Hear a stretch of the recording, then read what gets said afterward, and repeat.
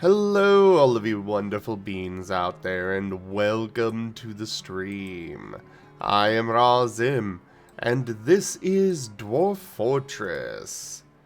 And we are using the TF talkies today because I am sick and I don't want to put the model back on, so yeah. But transform me to your heart's content. Ooh, those are a very nice series of emotes. Have you seen my animated one, Hado?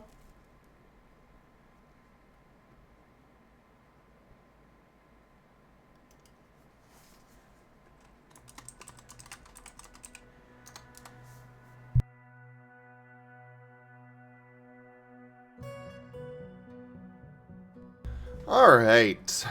We are in and good to go. Yay.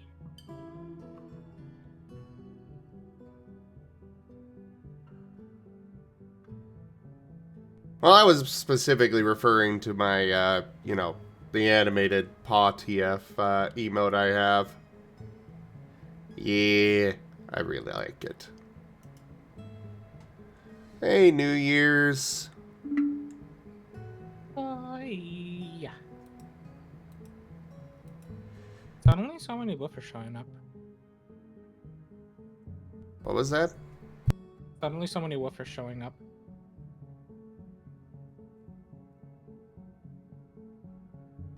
Is New Year's a woofer? I mean, you could call like foxes canines, you know? I don't know, do you Foxes are count? not canines. I don't know, it depends on how you're looking at it, you know? It doesn't. Foxes just quite simply are not canines. Yeah, because you could be like, they're just a dog with like cat software. That is what we call opium. They are their own order. Okay, well, that's fair, but I just wanted to call foxes dogs. He just wants to be correct. What's wrong with this thing?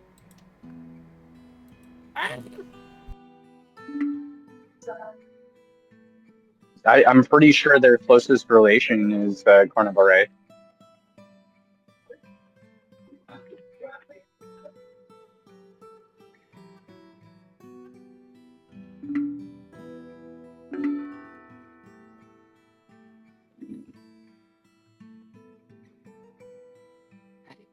I don't know, like...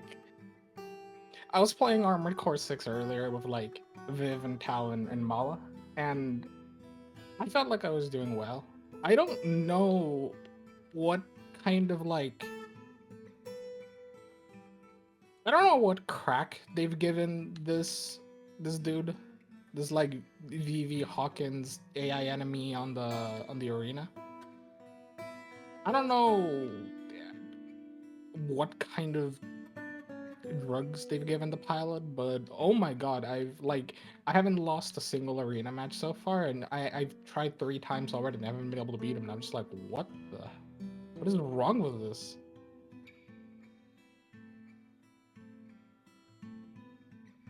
This thing's a monster.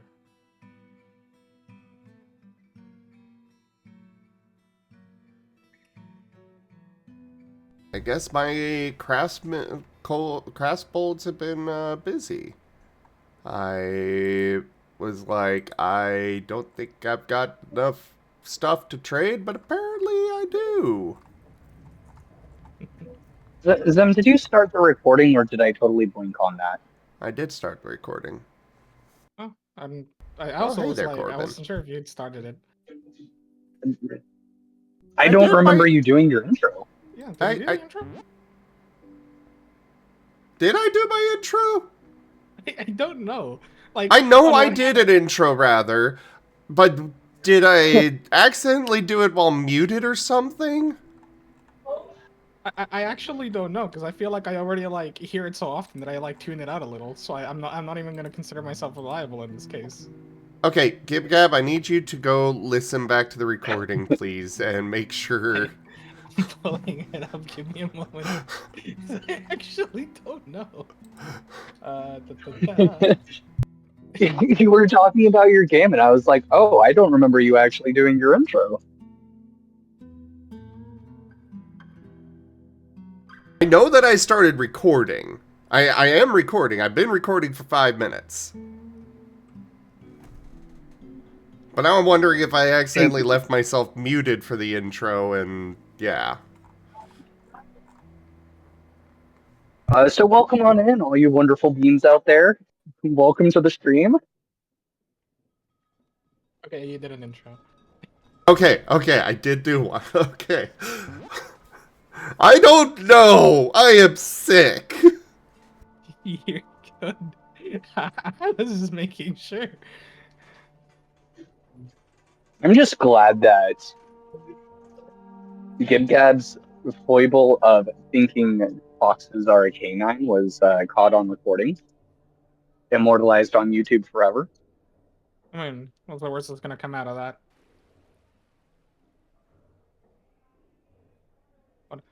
I'm gonna accept the Kitsune friend I have, who I already love, like, being mean to.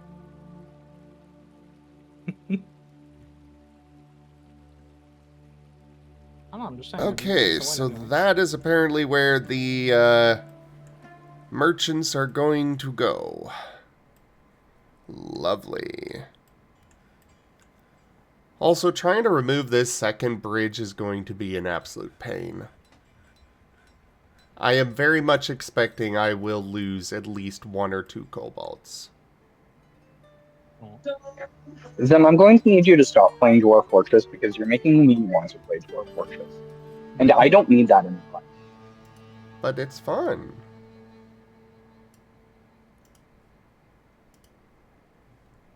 You just can't do it right now. Alright, sorry guys, I guess I'm quitting art. I have to play Dwarf Fortress. Well, you can't do that because I just got you another commission.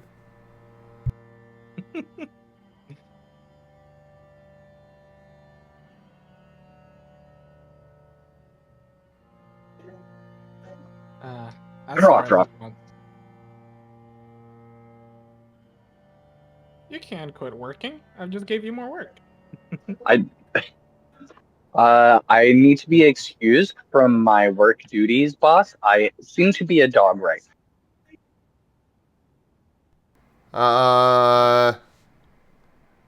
Here, I got you a bite guard for your paintbrush.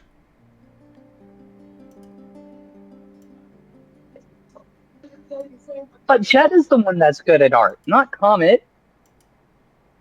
I just set things on fire.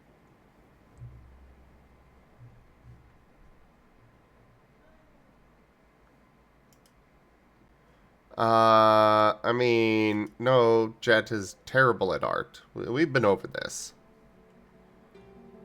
And yes, fire can be art. In fact, there are some insane freaking nonsense I've seen of people that set up a freaking wood board, light a match, and suddenly just art is burned into the wood. Oh, good news, Amos. You can be artistic.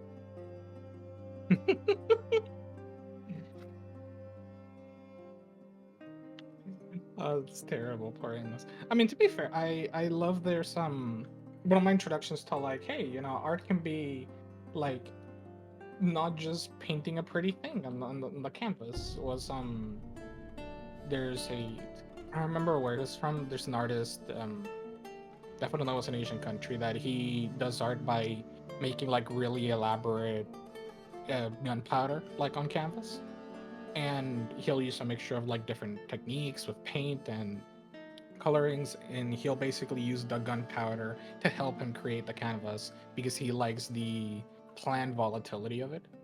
Because yeah, you can like spread it around in particular patterns, ways, and shapes and forms, but it'll still be, you know, you're lighting gunpowder on fire and just making it go brrr. And it resulted in some really cool looking stuff, and I was just like, huh, that's cool. So what I'm saying is, man paints with explosions where he can paint. And so can Amos.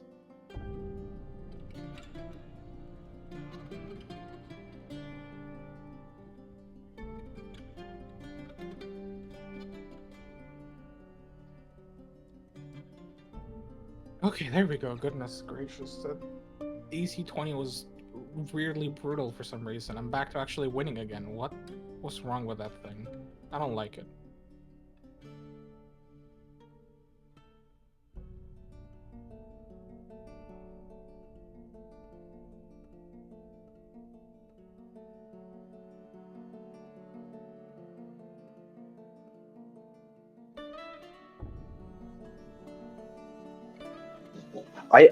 I do still question if you're certain that you really want Comet in Starlight. Because who knows what will happen if Comet actually gets some quality time with humans. Yes, I actually do want Comet. Also, hi there, hi, Demon. Hey, hey. Ash. Hash browns. Exactly.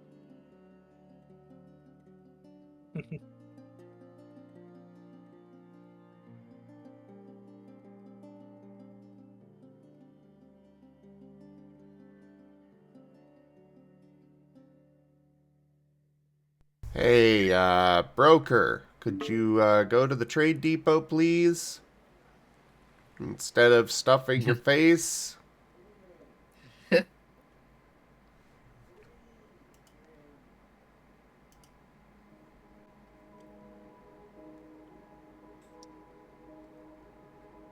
Oh my god, Raichin.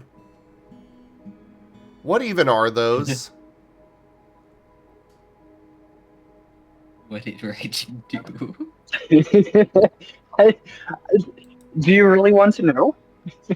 I am very curious, yes. Why are you curious about this, but not the Bumbuffin Mahurg from last night? Because I couldn't pronounce whatever the other thing was. But this one, you know, Okay, it so is literally rye nail, so it is more interesting. for context, my job at Walmart, I deal with a lot of labels. So I see what a lot of the label names are for products. And yesterday I had a fishing bait, but the product name was Bumbuffadumahurd. What? It was just gibberish. Today I'm working over in the picture hanging and nails section.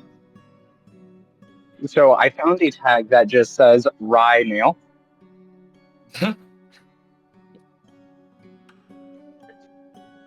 Well, it's ready nail, but it's written like it's my name. So I sent that picture to them and I was like, "Do you want to nail rye?"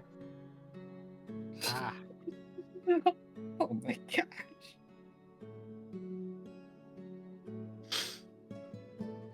makes more sense.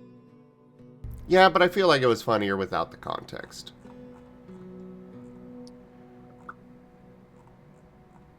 Maybe. But Well, there's the other one I found, but I don't think I can say it until we're past 15 minutes on the recording. oh, You remember the one, right? I am sick. You are lucky I remember that I'm awake right now.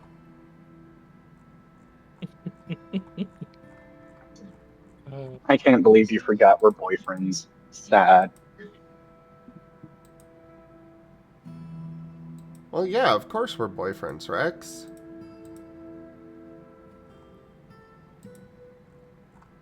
Okay, now I feel like I'm missing Ouch. context. I'm sorry that one was mean. Love you. That was one of those moments of, process. Oh, God. That was mean. Fuck. There are a lot of layers to how that was mean. Oof. I'm sorry. You can hear the fire alarms in the background and Ryden's microphone because something just got burned. Oh.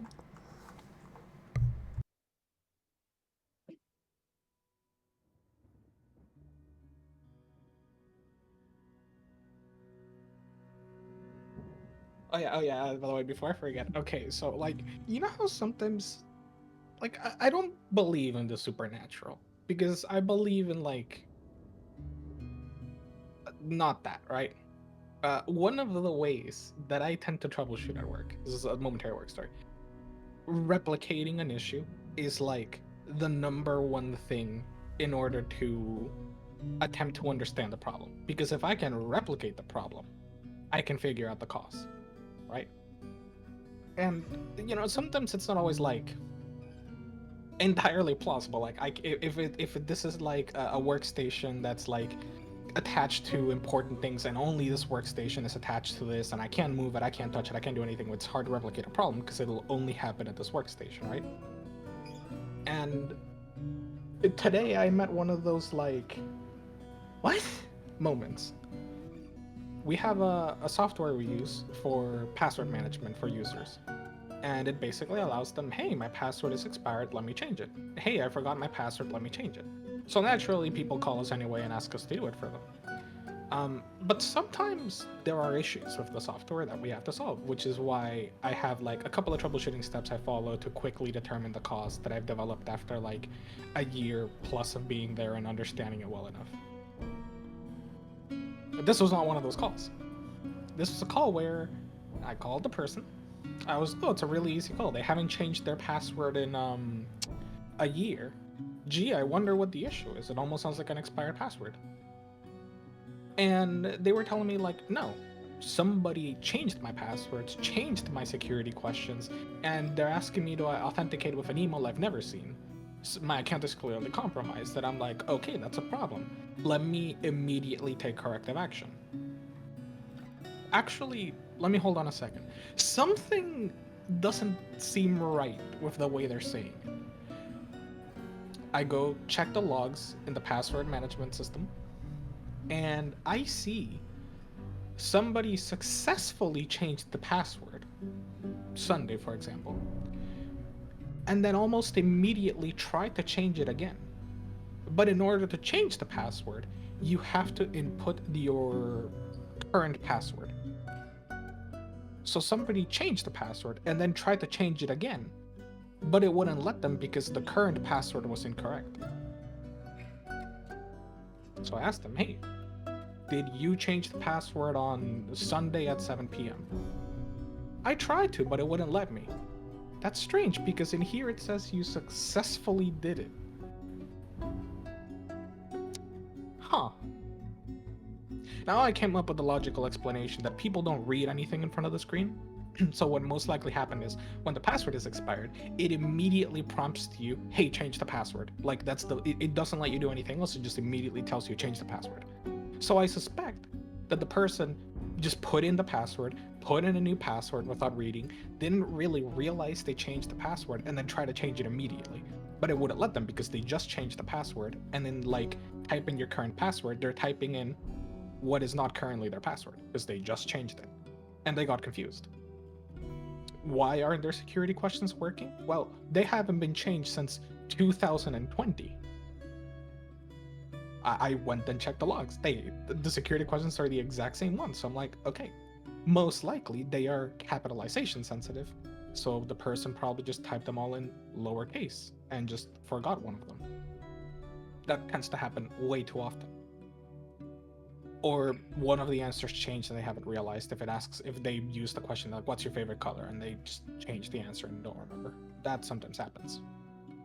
So, okay. Most of this has plausible explanations. I checked the logins, I checked a bunch of stuff, nothing out of the ordinary, absolutely nothing weird.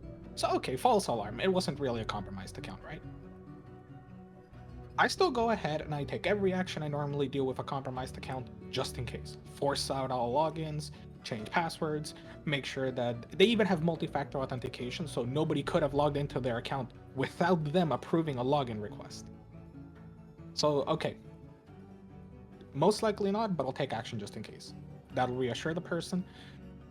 But the person mentioned something about an email they've never seen before. So I asked them to take a screenshot. And there is an email in there that's really weird. It's an email the person does not recognize. It's an email I see nowhere in the system. I can see like what secondary or alternative authentication methods you can use, and it's not there. This email does not exist anywhere as far as I can tell in this person's account, or attached to, or used at any moment. I asked my supervisor, and he's like, I've never seen that email before. We can't see the whole email, only parts of it. So it's like, okay, yeah, does any of this ring a bell? No, nothing at all. I have no idea what this is. The person doesn't know. And what's weird is, it's not even a case of like, maybe I'm doing something wrong. It's not in the system at all, because I can see what authentication methods there are. Email is not one of them. It's only security questions. So this shouldn't even be possible. Like, how is it giving you an email if there is no email? There shouldn't even be an option for email. Are you using the correct link? Yes. Can you try in a different browser? Yes. Can you try in a different device? It doesn't appear in a different device, at least on my end, because the only device she had was mobile. And since mobile might differ from the web layout, I went ahead and I tried on my end on multiple devices to replicate it with different browsers. I never saw the option. Clear cache and cookies. So what was the option that you were looking for again? So basically, when you try to reset the password, like, because there's two ways to change the password, which is if you know the password, you log in and you can change the password. If you don't remember it, you click on reset password and you get given the option to use an authentication method. The way we have it set is that you use security questions and then it'll let you change the password. So if you forget the password but you remember the security questions, you can change the password, right? We don't usually allow email as an authentication option because it's unsafe. And this is where, like, hey, I forgot my password, send me like reset steps to my email, and then it provides you like a link or code or something to be able to reset your password. We don't use that. And somehow it's enabled in their laptop's browser. In their entire laptop, in fact. So only her laptop allows her to try to use the email option to reset the password for an email that not only this person does not know, it's literally not in the system. I call the company that manages that software and I'm like, hey, I'm encountering this issue. Do you know what it is? And I spent about 20 minutes on the phone, the first time trying to explain what the issue even is, because the person on the phone just did not understand what I was talking about. Like, of course, that's not possible. And then the next time trying to figure out anything it could be. And the person had no clue, and eventually was like, all right, well, look, thank you. If you know anything else, please call me, send me an email. I'll probably call you back a few more times just to verify it, but thank you for your time. And I hang up, and I'm just like, I don't understand. Like, this is supernatural. People talk about ghosts. Nah, that ain't a thing. The machine spirit misbehaving and having a glitch in the matrix. This is a real supernatural event because it literally shouldn't be possible. It can't even be a thing of like there's some weird cache or cookies thing saved, because the person has never had the email authentication option as far as I can tell. Okay. I don't know. I'm still confused about it. I spent like 3 hours trying to figure it out, and I just couldn't. So I just told them, okay, look, it's fine. Basically, let's just ignore for the moment that exists. If I find anything, I'll let you know, but don't worry, your account is fine. Your account is safe. I notified my supervisor. I let him know that this exists and that it is a thing, and he was really confused, and he said he'll look into it tomorrow. And I'm just sitting here like, what?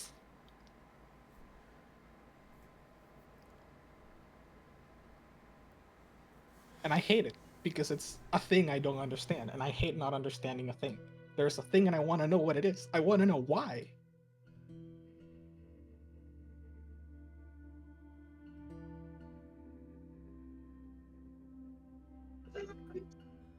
Right. So you said it wasn't a problem of cache or cookies. Yep. What if it was cachel instead? No, that would be a cryptocurrency problem.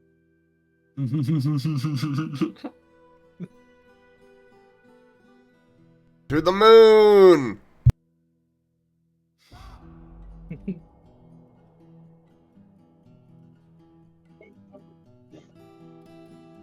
Completely unrelated to that story, I stabbed myself.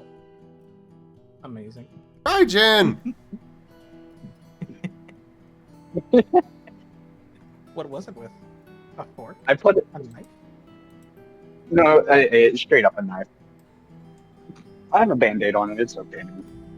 I mean, could be worse. You could have lost a finger. And you need to have it like reattached, and that would be ill. No, it was right into my palm.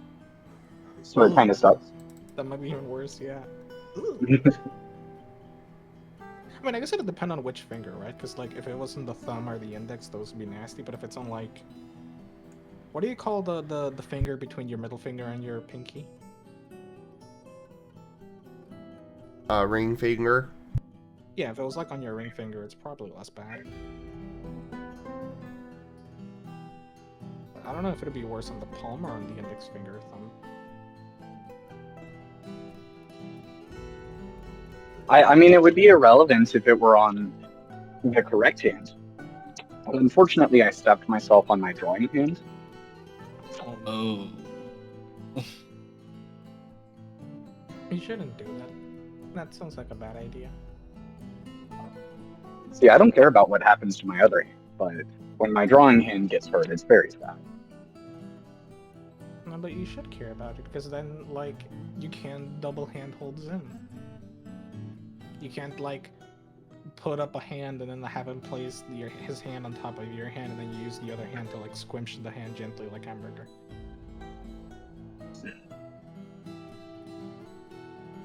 While I appreciate that your first thought was to go towards lewd things with a Zim involving holding hands, What can I say? I'm a romantic at heart. if I do lose my other hand that I don't draw with, then I would gain something much better. The ability to torture Zim with puns.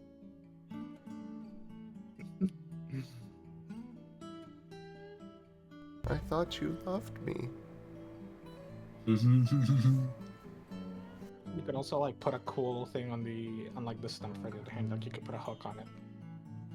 And then you could make a horrible pun and be like, every time Zim gets really into something, you can just raise that hook and be like, I guess you're now hooked on it.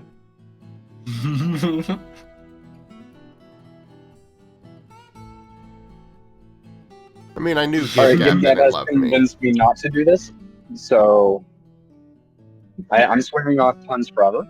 Thank you, Gib Gab. Of course. You're welcome, Zim.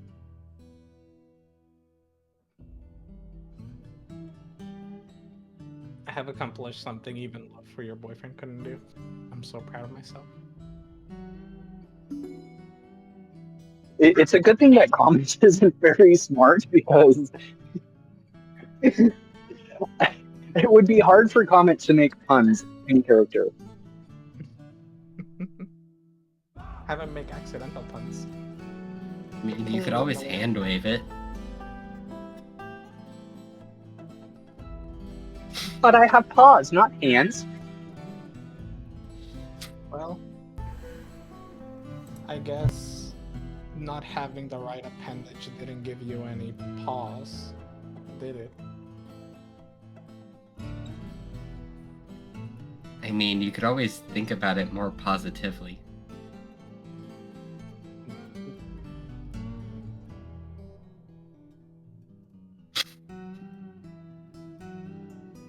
Any moment now we're gonna hear like like choking and coughing, and he's gonna be like, "I have to end stream. Sorry, not feeling well. This was a mistake."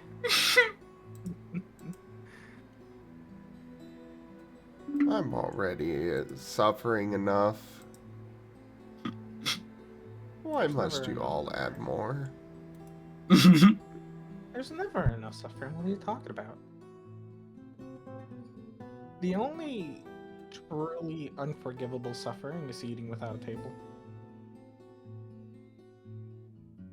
All right, so important questions. Very important question. Are innuendos a pun?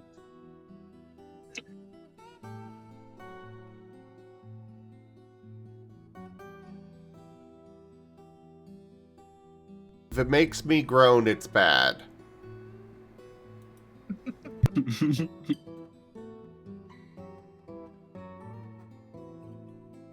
Well, how about I just make you moan instead? Oh well. That would be rather impressive if you could pull that off.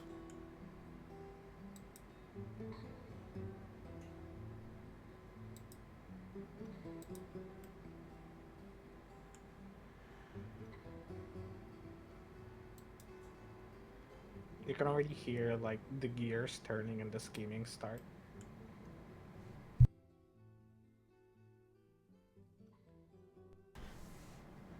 No, rectangles are not squares. However, squares are rectangles. And hello there, Double O Doug. Welcome in. I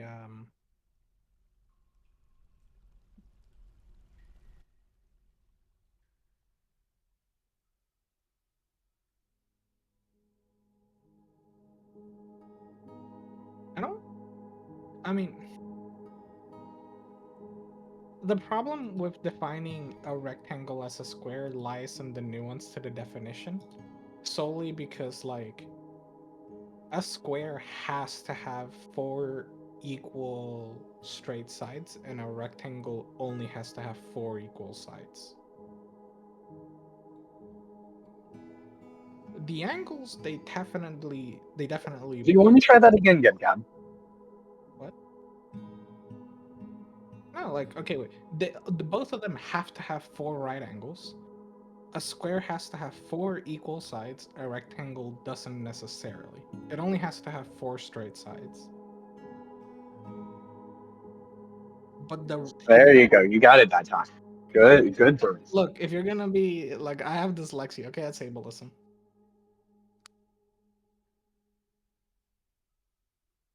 That's rude.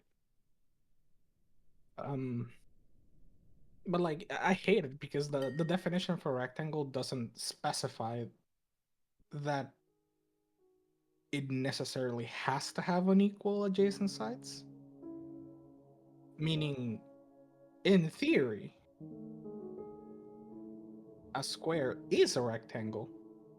A rectangle cannot be a square, but I feel like it shouldn't be like that. So I hate the definition. I mean, a rectangle is very specifically a parallelogram. That's part of the definition. And by being a parallelogram, that means that like you're not getting some weird rhomboid shape out of it. Does it have to be a parallelogram?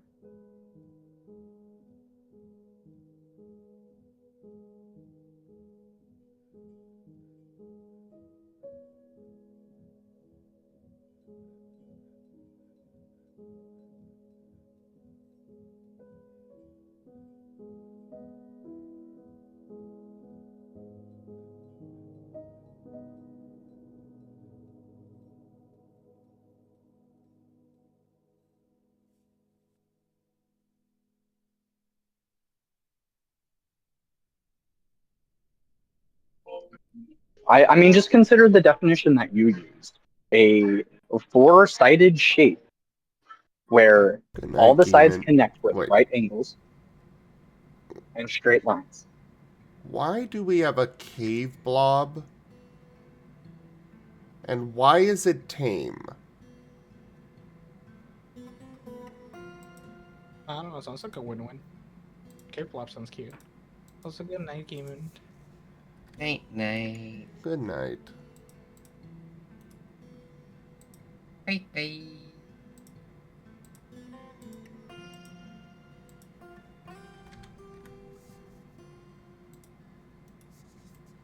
Wait, what is the mathematical definition of a of a rectangle? Because I've known the definition is like the more simpler definition I learned back in high school that I've hated ever since, but I've never bothered to look at the at whatever more mathematical things would be.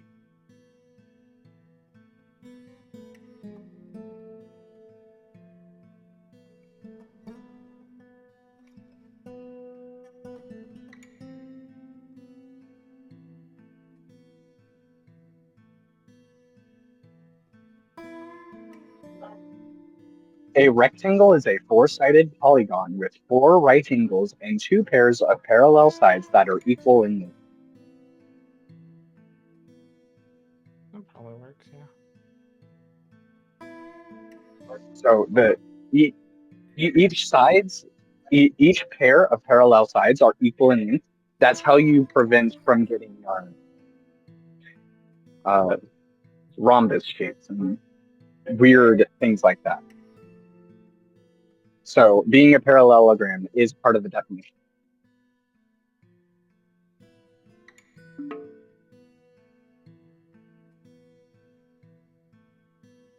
This is the part where I don't study math because I begin to look more into it and I just see like things start to get more complicated and I hate it because it's like, well, the basic part of it is that a rectangle is a rectilinear convex polygon or a quadrilateral with four right angles. I'm like, okay, that's a Yeah, little weird. What yeah, the Vernon, son, that's very true, and that's a pretty fun little thing. Another exercise to think about is how many times do you have to cut the corners off of a square to make a circle? infinite?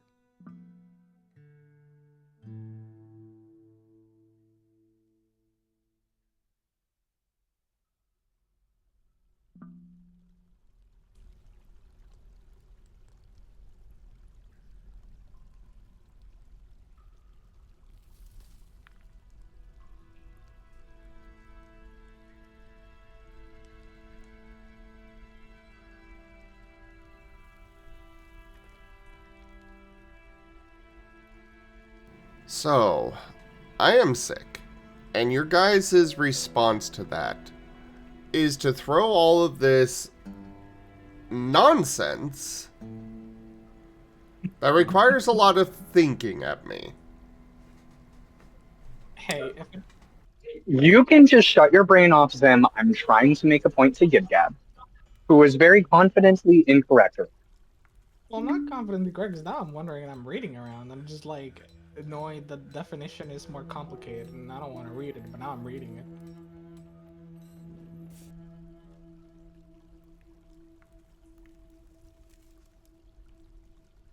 Oh, one of my kobolds wound up down the waterfall somehow.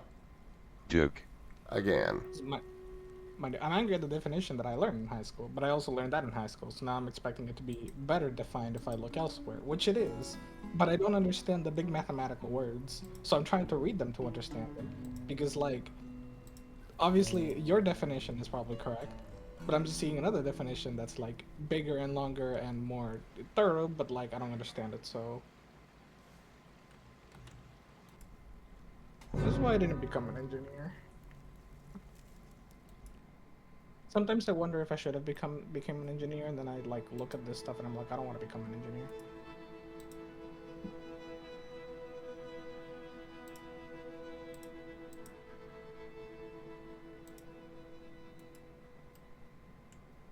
Also, if the kobold fell into the water, can you rescue them? Or are they doomed? They already died. Bruh. Yeah.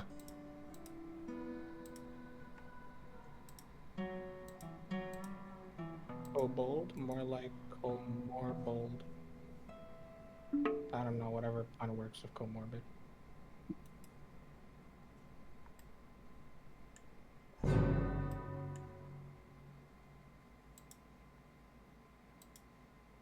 Oh. Another one has wound up Two of them wound up down here. How are they falling down here? They're slipping. But how?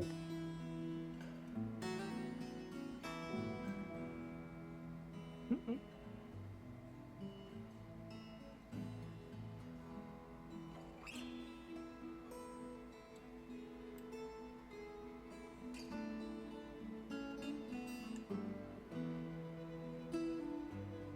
I am so confused.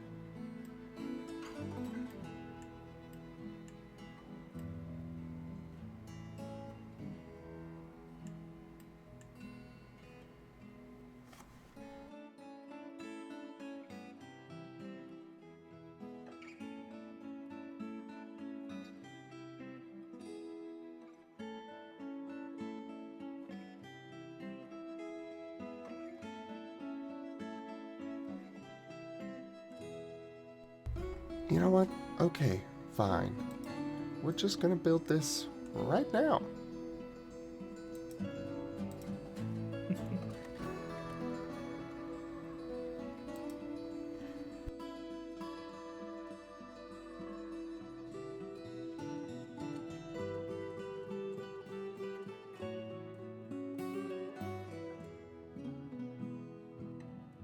I mean, yeah, Vernon, to be fair, yeah, that would be technically the correct answer.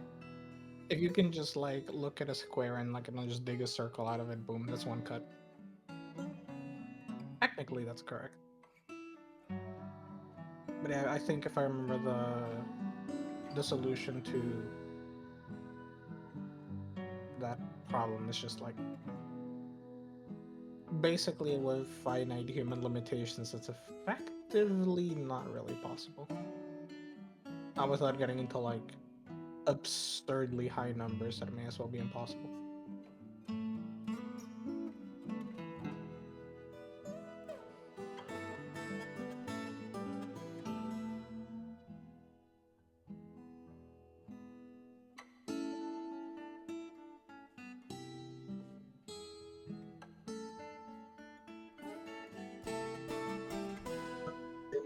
So Zim, what's your favorite shape? My favorite shape is the pillow because I can throw it at Gib. Oh, what did I say? Look, if I'm wrong, just tell me that I'm wrong and tell me what the right answer is.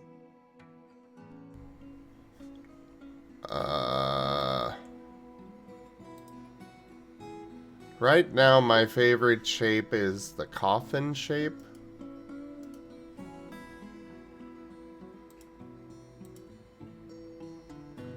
Ah, you're truly channeling your inner jet. I am channeling my I am sick.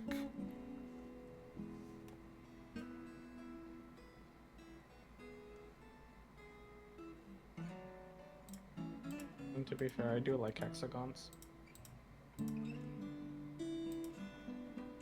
Okay, so to get off of the shapes that Gib Gab started out of nowhere, uh, Well, what do you want me to start then? A normal conversation about the weather?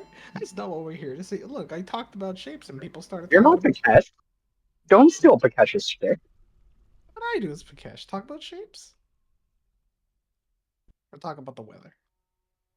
Ah, so, Gib Gab talks about shapes, meanwhile, Pikesh talks about the weather. Got it. But he talks about food. He also talks about food, yes.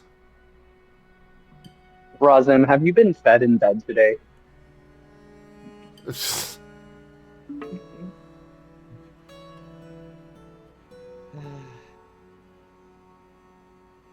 Good bear. He is very good bear.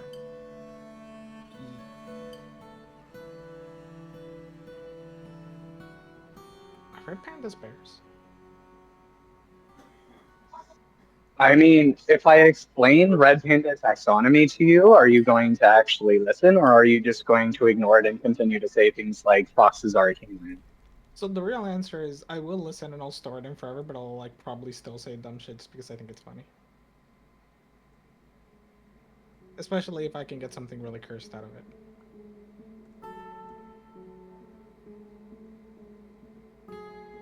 Oh, we have found semi-molten rock. Lovely. That sounds like good news.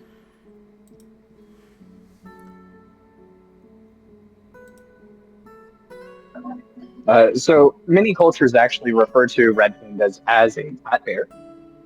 So there's that. Hmm. But I'm sensing a butt here. I would recommend Chip. you stop thinking about butts right now. I was We're thinking. live on stream. Hey, you're the one who drew the 3 shape a while back.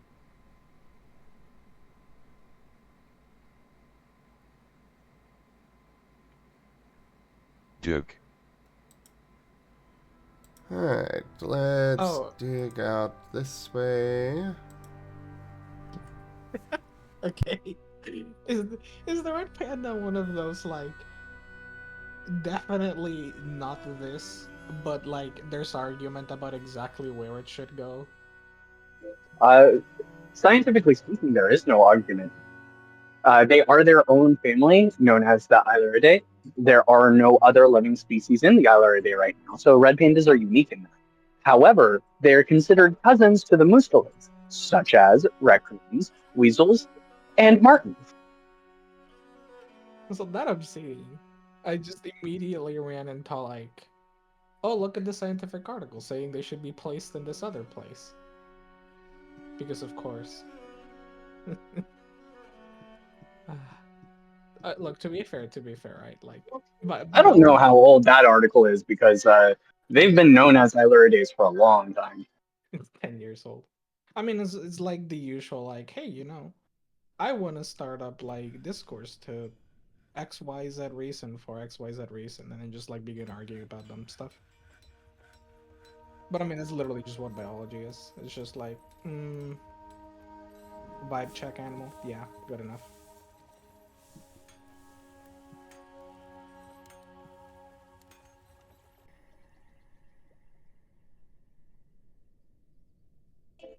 Red pandas are a really interesting species once you get past the fact that they're so darn adorable.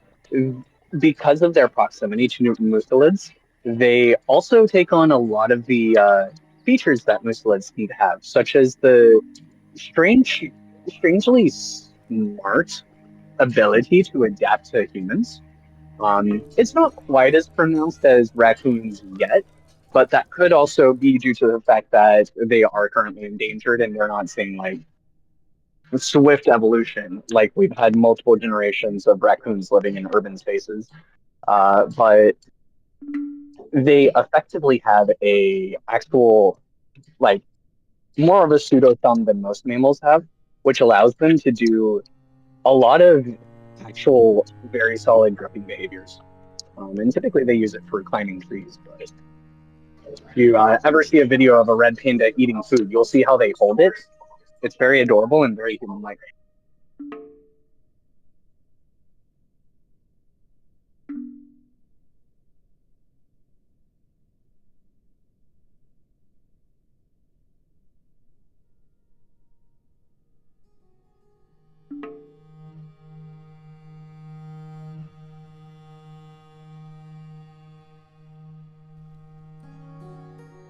Red pandas are also actually the species known as the Firefox, which means that Mozilla Firefox, the browser, is based off of red pandas, not foxes.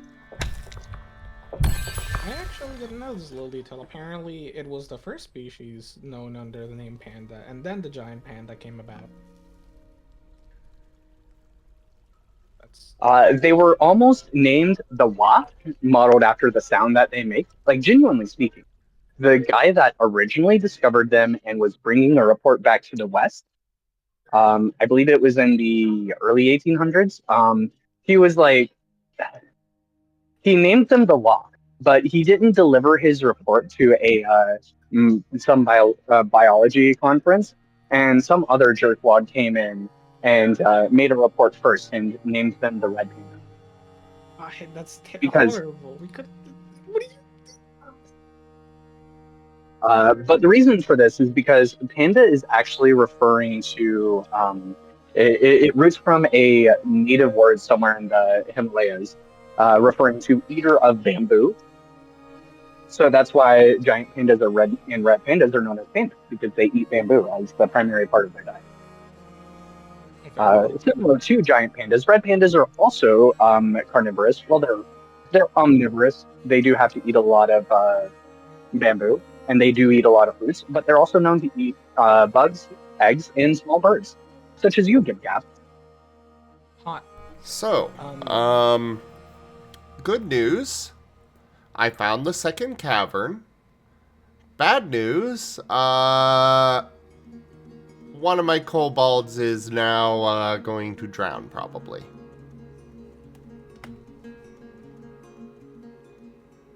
oh well. Or, okay, you're able to swim, and yet you're swimming away from the stairs up.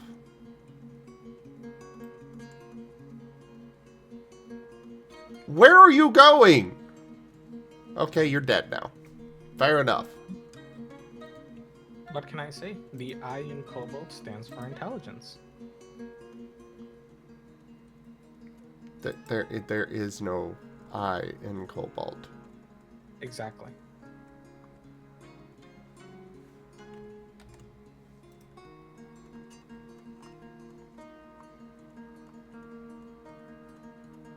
Also, they've got the same AI as the dwarves, so this is instead evidence that dwarves are dumb. They are though. Like, okay, I'm sorry. At, at least like, depending on which iteration of dwarf you use, like, sure, they might be like brilliant diggy people and engineers and stuff, but at the same time, they just sit in their cavern for I don't know however many 100 years, like hoping and mulling about whatever random injustice they think has been wrought upon them. And it's just like, ah, yeah, let me sit here and write in this giant book. I'm And really can we just pause and appreciate the absolute epithet that Gab used to refer to dwarves? Diggy people? Really? What do you want me to say? Hey there, Masterwork Mala. excavators? And yes, Burnin, I am certain he was not being pushed by the water because the water was flowing this way, if anything. That was still water. So it was not flowing at all. But somehow he was being if he were to have been pushed, it would have been towards the stairs. Because I broke into the water and it would have flown this way.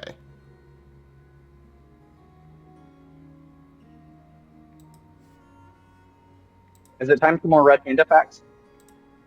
I was gonna say actually it's an interesting because I'm just reading here. Apparently, the reason that they're like the Nepalese word was sounded like pandas because depending on the translation to use, it can mean bamboo footed. So that would actually be pretty accurate to like the original name. And it just makes me even more salty that it wasn't called a wa because that sounds adorable, and I want that. We live in the worst time. Well, okay, so in the furry community, red pandas are pretty commonly referred to as was. I will say, I don't understand what that guy was smoking when he decided that the noise actually sounds like wasp. Because if you actually listen to it, red pandas can make a whole lot of noises. They make a ridiculous number of noises. They can twitter, they can chirp, they can chuff, they can quack, they can puff. Oh, sorry, that was all. They can bark, they can hoot, and the wah sound is like a ridiculous squeak.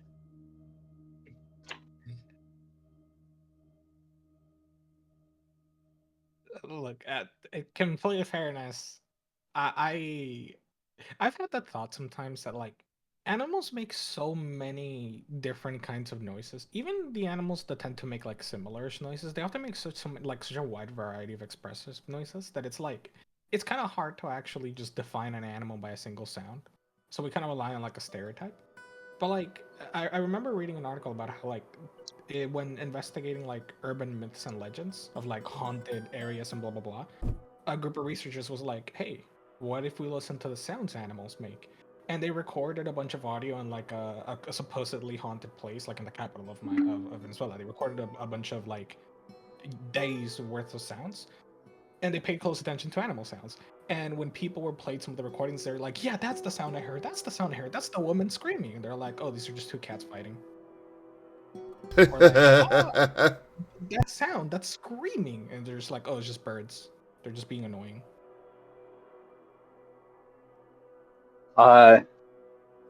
Yeah, there's that. There's also some interesting things about red pandas in that since they're very hard to find in the wild and there's so few of them in the wild, most of what we've observed is just observation in captivity, which means like there's a lot that we're missing out on because we're not really getting to see them in the wild. For example, there was a video that got viral, I think sometime last year, that was genuinely a new noise that no one had ever heard a red panda make before.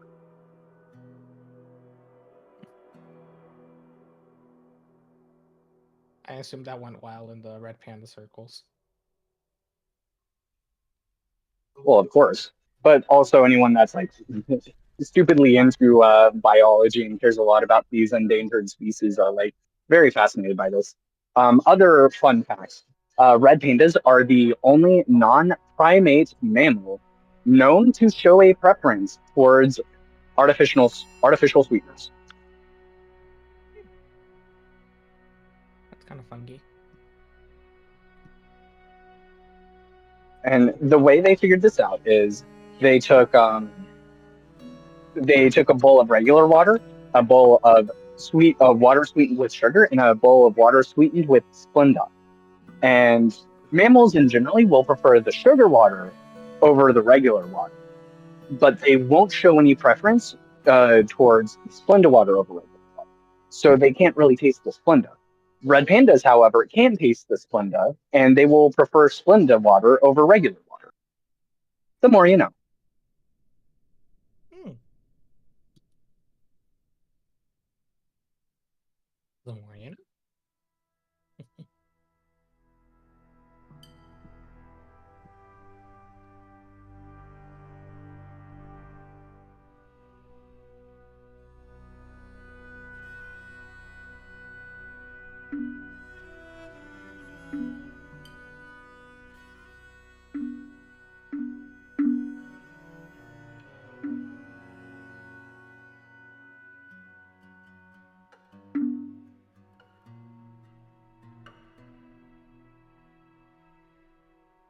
You know, sometimes like because you mentioned the extinction, like the endangered part. Um, sometimes it makes me like half curious. The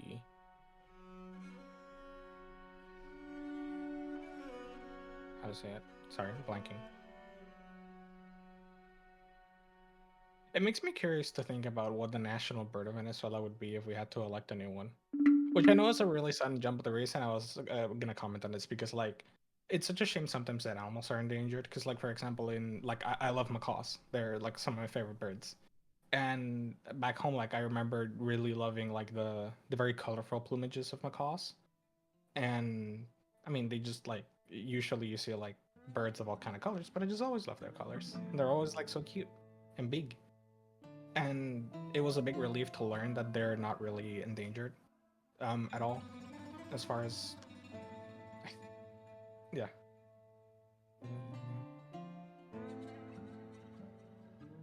Yeah, the scarlet macaw Well, at least is least concerned. Hmm? one of my dogs has just absolutely fucked up a goblin. Hog. Yeah, and he dropped some bags. Lupus goes between games, I guess.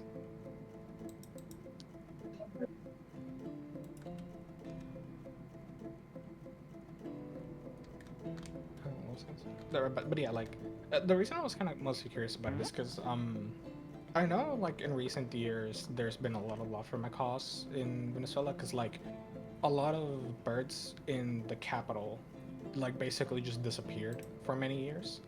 and it's only recently that they started returning between like a variety of different like programs and a little bit of urban redesign.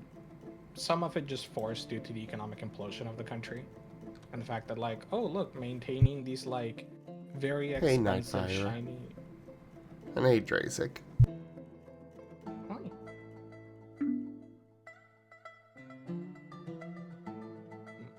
Yeah, basically like retaining a lot of buildings that were kind of harmful to birds because they kept like slamming into the windows became a little unsustainable, so less of them started being built, and like a lot of the housing in the area started changing. And some of the birds started coming back. That was like an interesting kind of thing, and it led to a lot of appreciation for certain birds that were able to return to the capital. And now sometimes I think like because the our national bird is the turpial, the Venezuelan turpial, and it's just like this tiny little gremlin bird, and I kind of love it. But like I look at it and I look at a macaw and I go, the macaw should be the national bird. It's so pretty and big, and I love it. The only problem is that it's already the national bird of Honduras, so you know we have to be unique and special. We can't have that. That'd be stinky. Elect Sammy as the national bird of Venezuela. God no. Sammy only knows how to speak English. He get made fun of constantly. He barely even knows how to do that. He knows how to English well, excuse you. Well, I think I just lost another kobold. How many kobolds have you lost to the water alone? Well, this one was to lava. Oh my god. I don't know if that makes it better or worse. Lava's just the hot water with rocks. I don't think there's any water in it. It's just molten rock. It's like a weird hot version of water. Wait, why are we talking about me?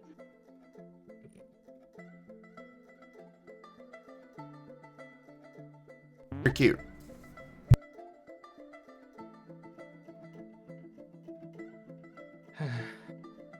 The voice used for Comet is adorable.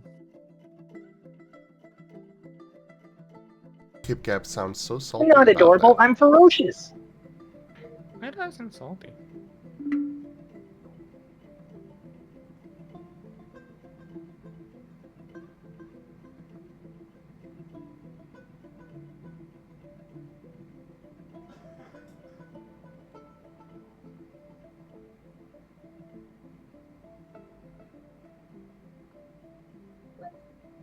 I do now have a funny idea.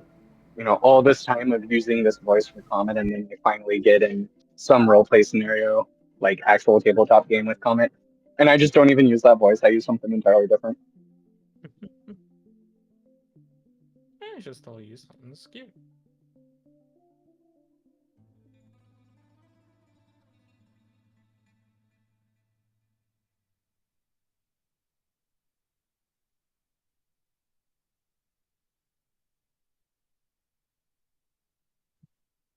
I'm glad you're feeling better, Nightfire. I, I I missed if you were feeling bad before, but I'm guessing you're feeling better now, so that's good.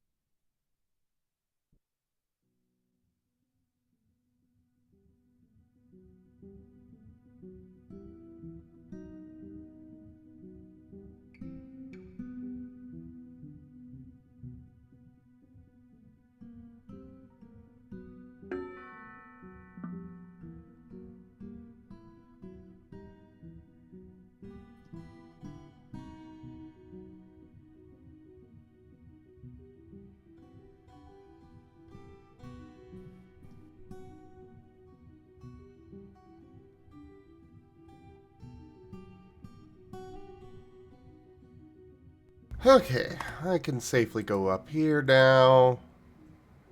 And go take care of this.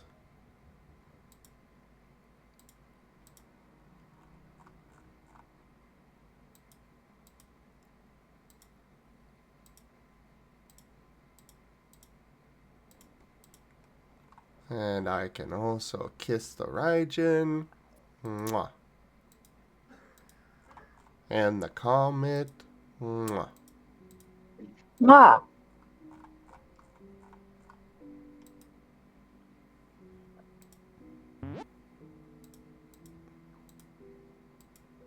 Sorry, one of my friends sent me an article and I cackled at the title because it's just like trying to explain the Super Bowl halftime show to my dad who has no idea what it was about, and I'm just sitting there like that's literally what it had to do with mom. Like mom just looked at it and went like, I didn't understand any of it. Can you explain it?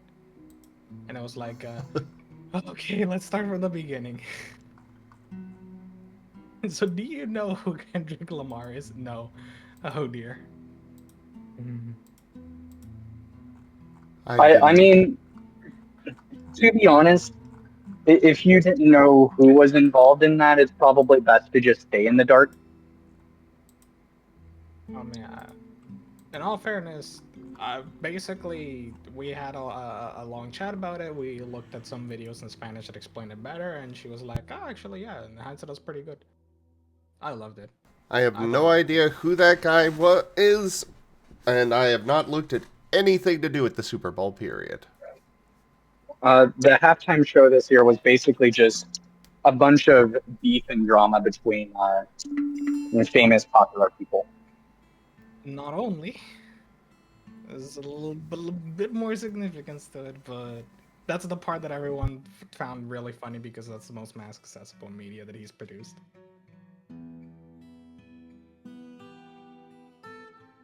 So he's got like some really interesting and definitely more culturally relevant, socially motivated works. But they often kind of go under the spotlight because, you know, it's funny that he dissed like someone in a diss track.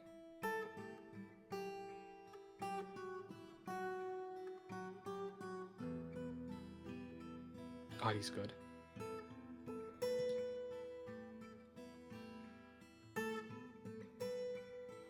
I know him and what's the name of the other guy? I'm blanking on it right now.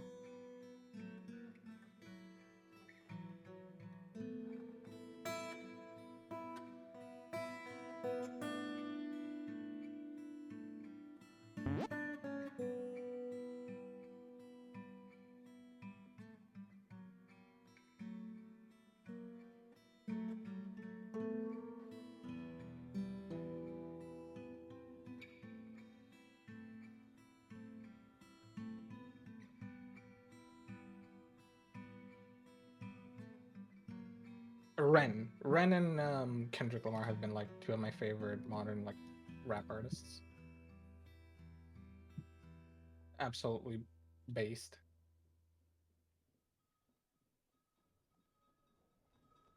Not our Ren. The Ren that made like Money Game. I have Actually, no idea what that is. I mean, fair enough. And And solely so, on the low-key side. Zen, did you want to hear some stuff about Comet that I have in mind, or do you Absolutely. want me to keep it secret? Okay. Well, I at think this point, unless unfortunately, I don't think I'll be able to get him into Starlight as much as I want to. that's, So, I mean, like I said, I have reservations about that idea anyway. Just because of the timing that's going on in Starlight.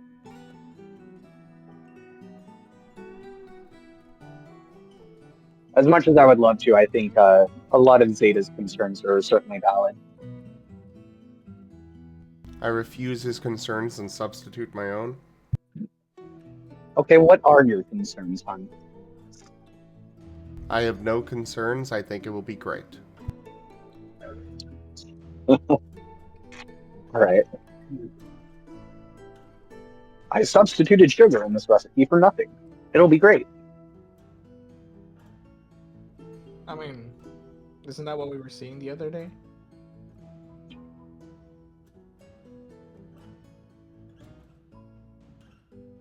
Oh, Isn't that what Dylan Hollis' entire channel is? I do wonder how interactions between Comet and Jet would go, but it's fine. I'm sure eventually I'll get a chance to play Comet for real. Considering that I haven't fallen in love with one of my characters like this since Cinder was like a decade ago.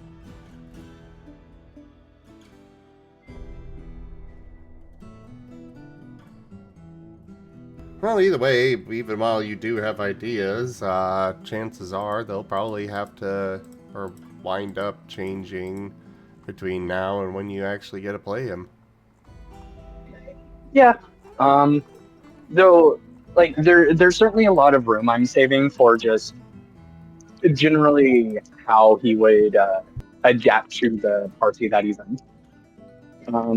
But the two ideas that I really, really like that are probably going to be a mainstay part of Comet. First of all, I want him to have basically just a bunch of quick actions that are just it's a heal over time plus whatever stat buffs he can fit on it.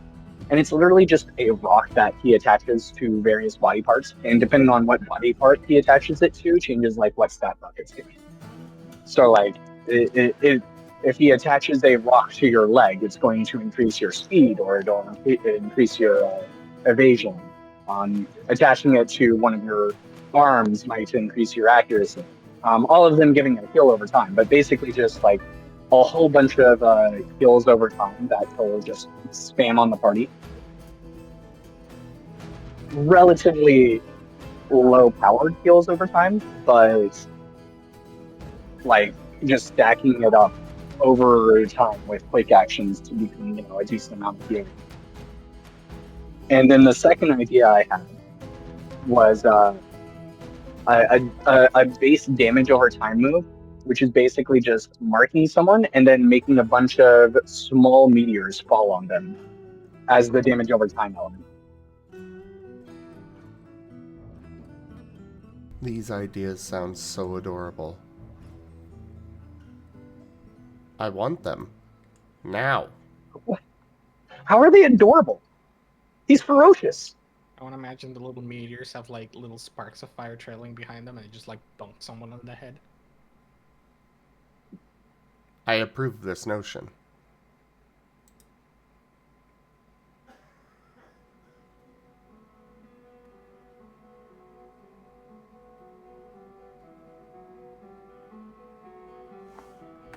I'm saying, you say it's ferocious, but like, maybe it's just adorable in the same way, like, sometimes the puppy will grab like a plush and like vigorously shake her head trying to tear it apart, and I'm just like, oh, that's so cute. She's so murderous.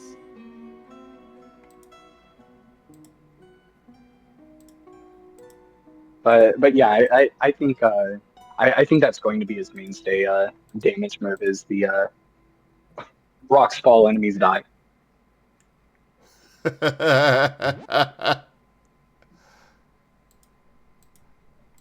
I did not put two and two together. And that's even more precious!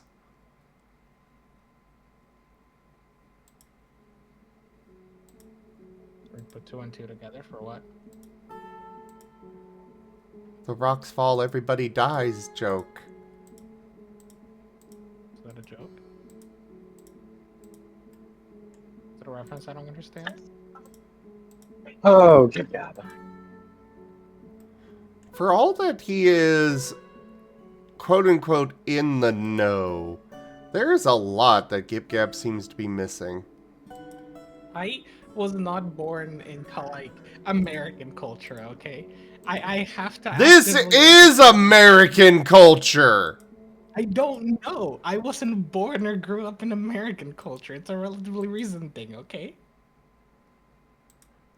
It is a common joke that when the DM gets annoyed with the party, he just drops a bunch of rocks and says, rocks fall, everybody dies. We're all new characters. I don't know if you'd believe me if I said I've never heard of it. Our version of it was the purple lightning bolt.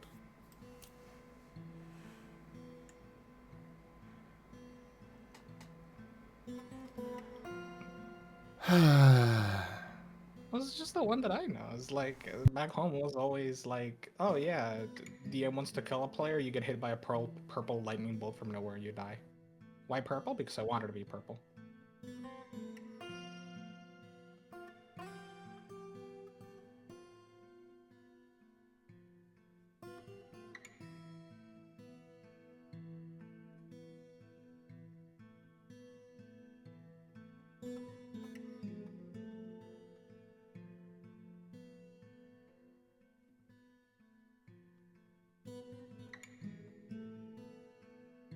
Um, anyway, moving on from whatever that is.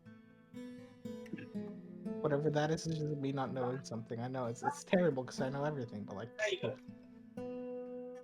terrible.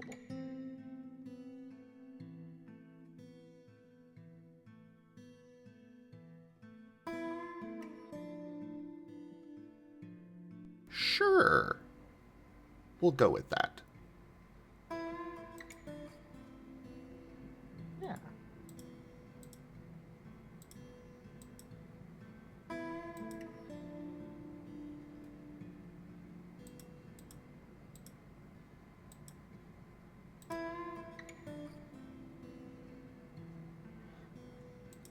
But you were saying, right, Jin?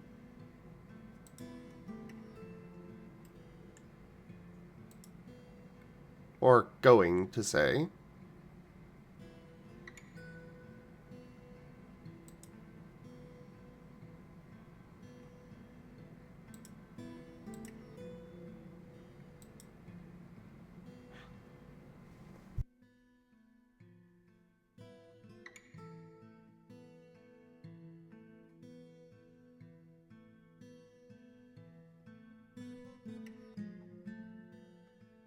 You know, I love how I titled this Nobles and Hospitals, planning to take care of the nobles and build a hospital this stream. And yet here I am playing with magma and getting my kobolds killed by drowning and being melted in lava.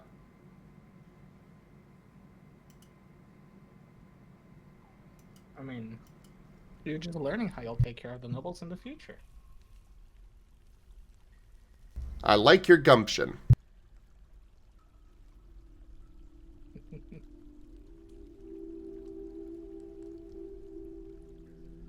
Okay. All I can say is, in some ways, I admire the French.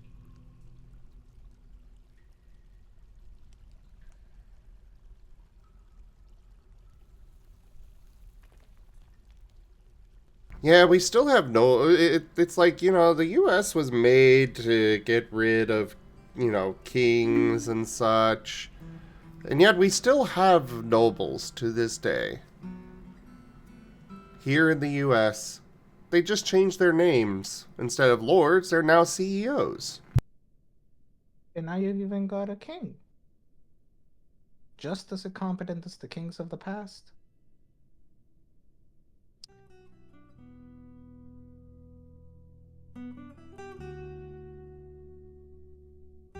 But still a king.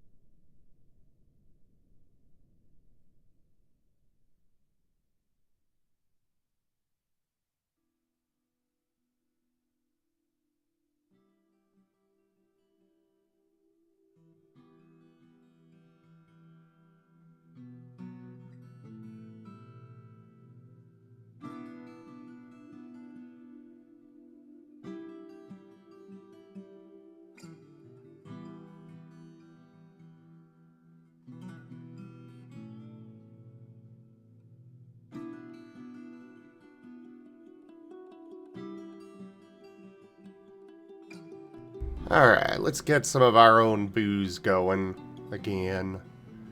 finally. It has been a very long time since I last had actual booze from my fortress. We have been trading for all of it.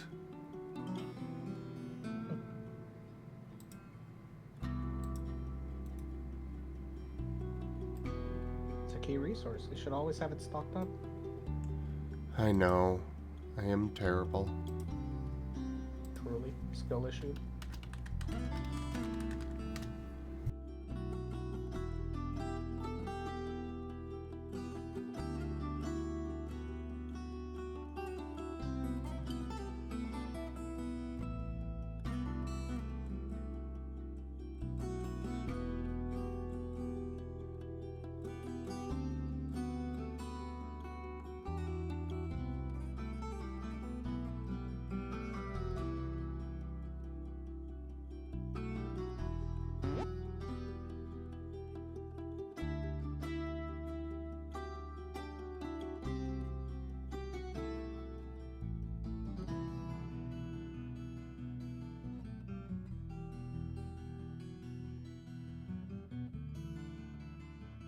Okay, there we go. Sorry, I was momentarily responding to like another thing for the job that I had to submit that I didn't see until now.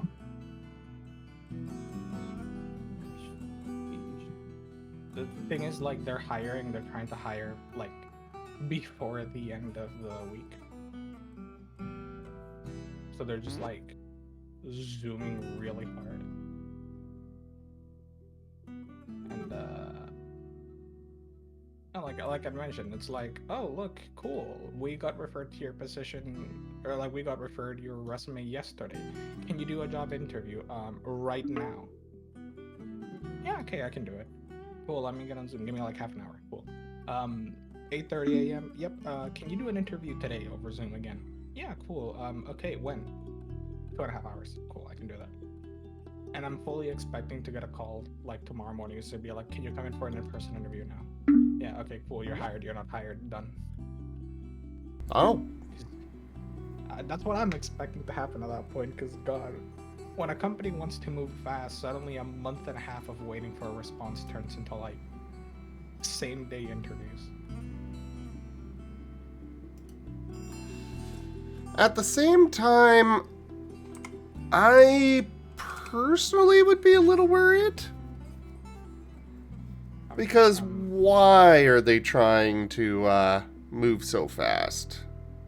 I mean, I got the scoop as to why. It's because they're reorganizing the entire department, so they're shifting around a lot of positions. From what I understood, like a lot of the more like entry level positions, they're being shifted up, like the chain of management. Like, you know, like what it was just a technician may become a supervisor, or he might be shifted to like a more technical position, or he might be shifted from just like desktop support to a network position. So like they're shifting around people up, and that's leaving more open spaces at the bottom, and they're trying to fill those in. Which, don't get me wrong, you know, like when I heard the size of the team, on one hand it's like, wow, that's a lot of people. Like, that's very few technicians for that amount of people. Huh.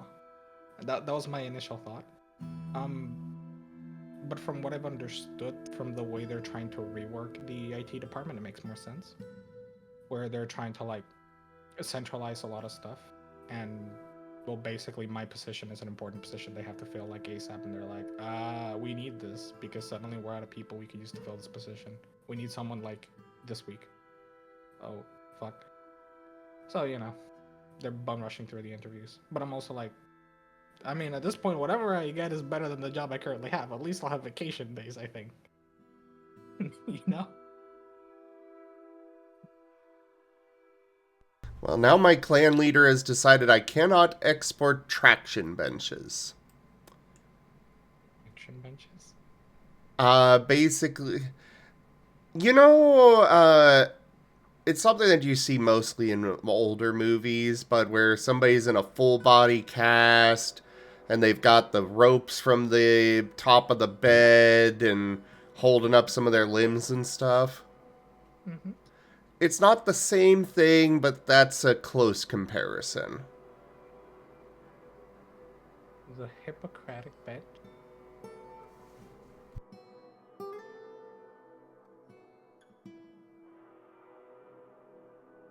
I don't know, I googled it and it immediately directed me to that as the first result, so I was just like momentarily confused. I want to see what I found. I want to see. Okay, I think I see what it is. Yeah. Huh. That's a weird invention, but you know that works, I guess.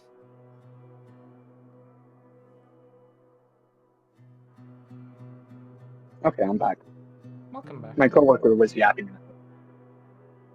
Yapping. Okay, so apparently there are now traction beds nowadays that look like they're more for exercise. That's the other thing I saw, but I figured that's not what you meant, so I was like, let's go. Yeah, they're for keeping somebody held still for surgery and the like.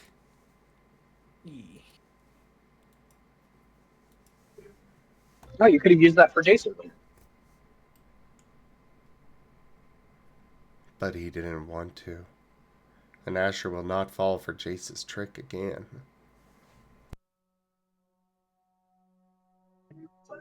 Razen. Rajan. Mwah. Mwah. But what I was going to say, the purpose of the heal over time move, Comet's probably going to be built more towards support or leadership or something along those lines. The heals over time are because Comet's not going to have much mind. And heal over time is a way to bypass the need for mind. He's not going to have much what? Mind. Ah.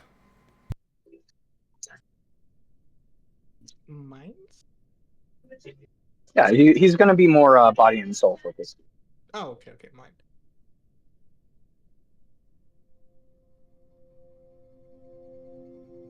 They were saying mines, like, as like the diggy kind or the exploding kind?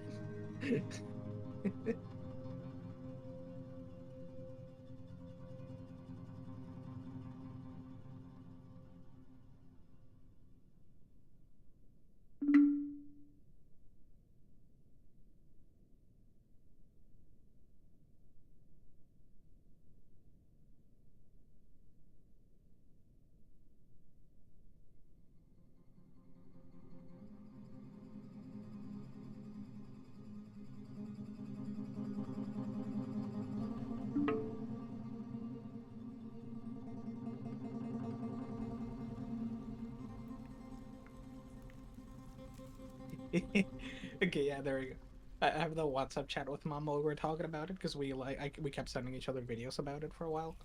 Um, it took us about like 20 minutes to go through like the obvious like the drama between the two people and yada yada, and then like the rest of us was just like a 2 hour long socio-political discourse about the meaning of like a bunch of stuff. It's like the little quick 20-minute adventure. It's actually the 20-minute adventure for the part that everyone knows, and then the rest of it was just like, yeah, so if you like peel back the curtain just a little bit, there you go. There's a lot more meaning to it.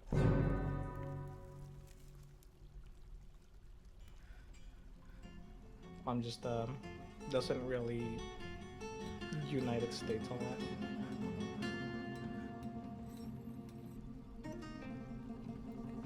If you asked her to define what the South is, she'd probably be like, I don't know, and you just like paint a line across the entirety of the South. Not like the South, but like all the way over to like half of California.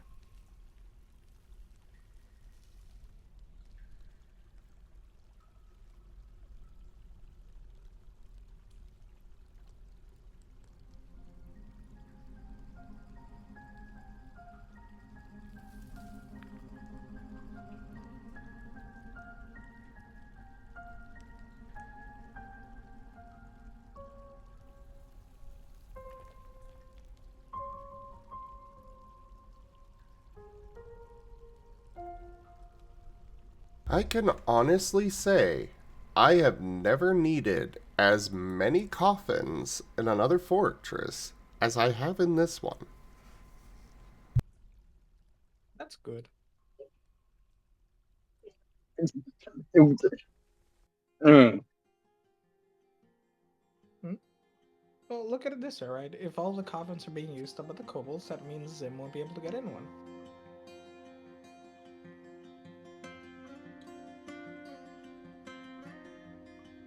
It's a win-win. You know, surprisingly for once, I cannot find fault in Gibgab's logic. Aha! I can. I mean, what do you expect, Gab? That Zim just has a stockpile of coffins at the ready at any given time, and now it's just, oh, not enough coffins. Don't know what I'll do. Yeah, I mean, he has Ren in his tabletop group. We need the stockpile of coffins.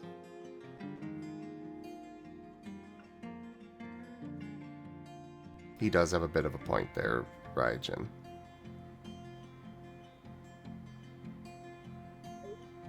I refuse.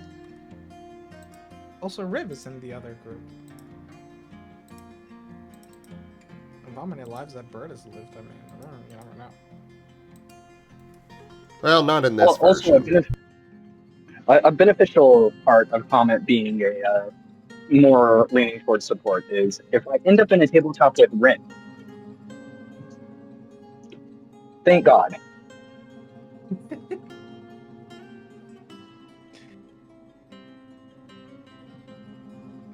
Don't worry, I'm sure Ren will find a way to assist you.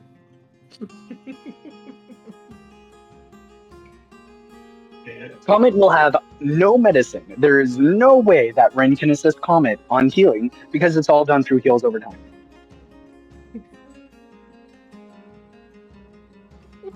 It is foolproof. It cannot be tampered with by Ren. There is no way for this to go wrong. He started to heal over time and he goes, oh, I'll help. And he's actually picked medicine and tries healing and ends up botching. You know, that is actually a good point about the medicine thing. Huh. But yeah, that's pretty Ren-proof.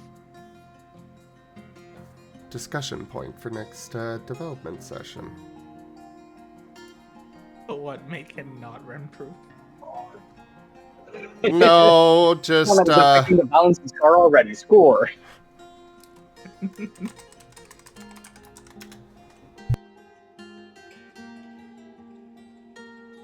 Guys, we need to work on this. Raijin's unbalanced the game. He figured out a way to make it Ren-proof.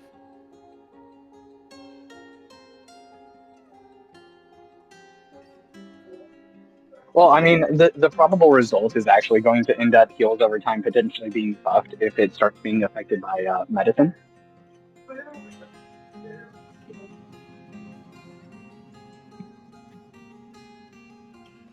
My preliminary thought on this is that you may have to have a dot in medicine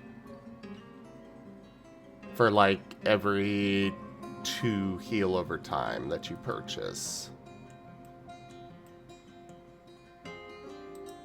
More that it'll it'll require something.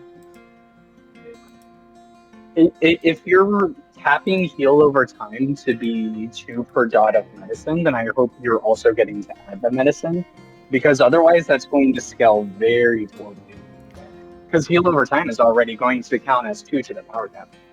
Well, this is why I added it to the discussion list, so we can figure out the best way to do it.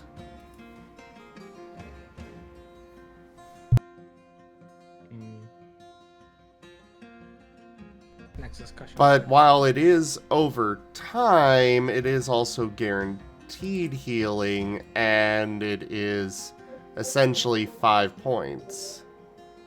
Well, So, my understanding of the writing was that it's not guaranteed for power, but you roll the amount of power as die and count successes.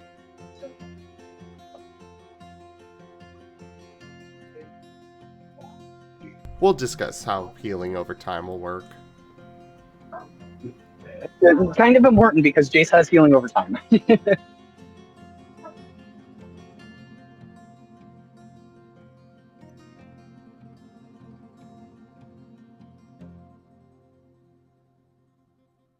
I mean, I'll be honest. If heal over time is guaranteed per power per turn, that's actually very very strong.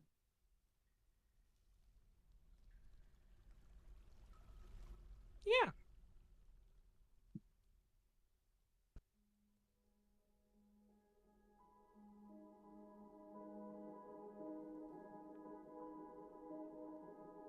Is it restored or preventative healing? I presume it would be impacted by the healing traits, just like any other healing move. Yeah, you would have to get the true healing or preventative healing on the move. Oh yeah, but like the one you'd pay for common, I mean.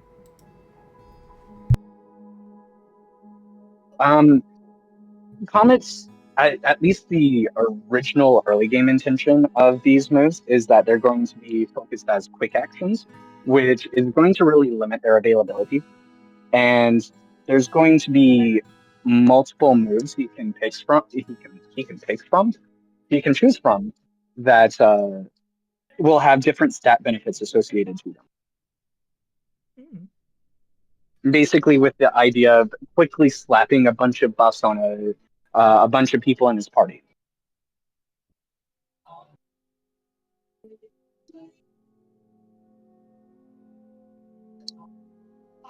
Fair enough. But because of that, unless I were to put a lot of negatives onto it, it would be difficult to make a preventative. Though I think based on even character creation caps, I could probably set something up and maybe make it cost exhaustion or something like that.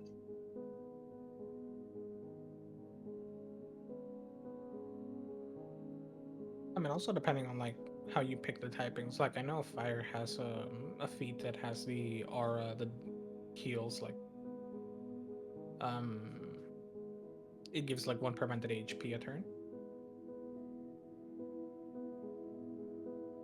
I think it does something else. Let me double check. I believe it has an effect that you can choose as a bonus action. You have an aura that grants 1 point of preventative healing per turn to you and your allies. The feat also adds 1 die to any healing rolls where the user is within your aura range. You know, that doesn't say the aura has to be active. Or is there just, well,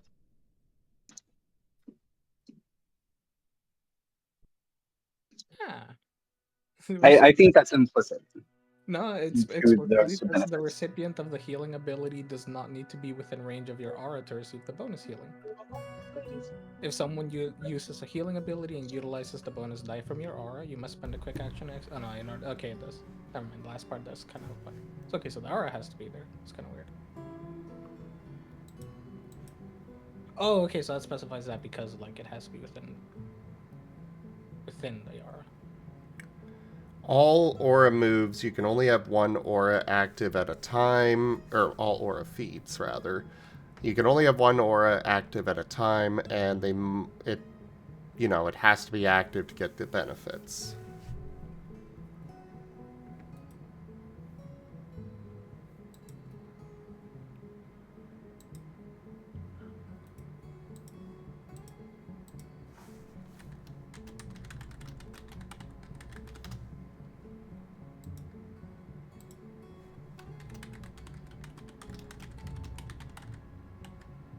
And it just tripped me out because it says it needs to be within range of your aura to receive the healing ability. So it made me think, oh, it doesn't need to be in the aura, just in the range.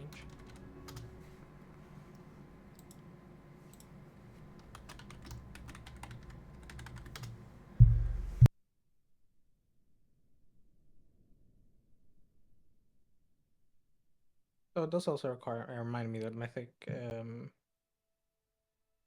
has the empathic touch, and that's also kind of a cool like little healy thing. I haven't seen anyone use it. But realistically, even if heal over time requires medicine that's not going to impact Comet much, the big sticker was Comet's probably not going to invest in mines and is instead going to be more soul based. And heal over time is the like. I mean, like you can still kind of do healing fine without investing into mines because of all the other things going into it, but Healing is just like based on soul. oh, it is. Yes. What am I thinking? Special is based on, like, special attacks are based on mind. Mm-hmm. Maybe that's. I don't know. Maybe I just got something mixed up. All right, well, never mind then. That entire thought process doesn't even matter anymore.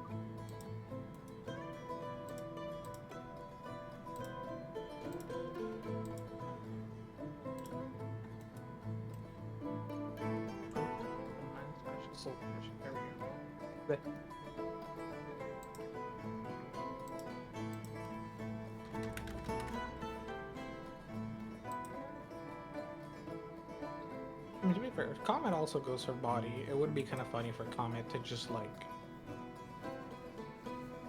have like a basically a tackle move, so you can just become a Comet and hit someone. Be the Comet. Good job, Gib Gab. Yeah. You figured out the character gimmick. Yay. I'm smart. Anyway, sorry. I'm trying to get the rules in my head. There's a lot, though. Well, yeah, I don't expect anybody to have it in their head. Like, to be fair, you're not playing in any of the games, and you have it down better than most of the people that are in the games.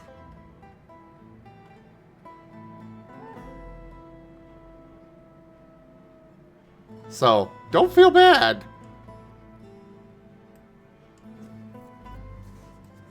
It makes sense.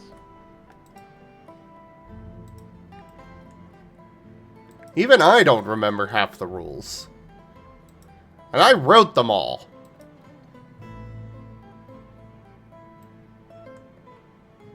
I thought there was something with mind plus medicine, though. Nothing that I recall. All right, I guess I just got it confused in my head then. Could have also been an old thing if it got changed. You are quiet again, Gip Gap. It could have been an older thing if it got changed. That is possible as well.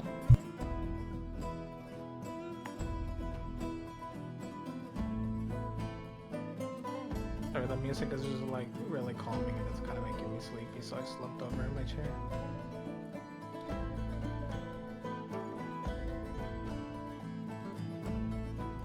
Problem solved? No, I like the music.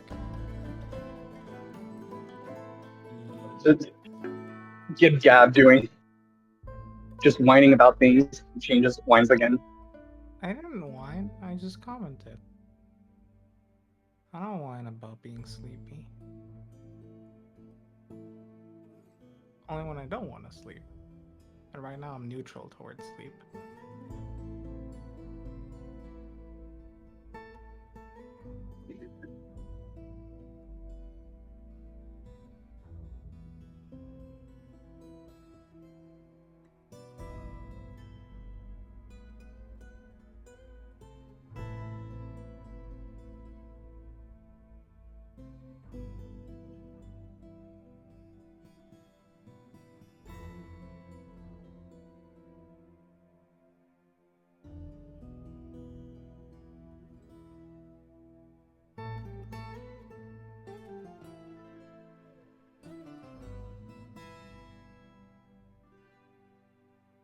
Mama's probably asleep. I can't even wake up by bullying him about how I beat him in Armor Court 6. Some H. Well, Mala was here a minute ago. I would have assumed he's asleep. I was thinking it was already No, 3 hours. he wakes up around now, ish. Okay. By the way, GibGab, the tackle idea that I had for Comet isn't directly a tackle, but you are on the right track. But that one's kind of secondary to some of the other ideas. Like if Comet ends up being more of a frontline character instead of a support character, that kind of thing would come up. Mm-hmm. It just depends on how things happen and whatever. Whenever I end up eventually playing Comet, because I'm in love with comics.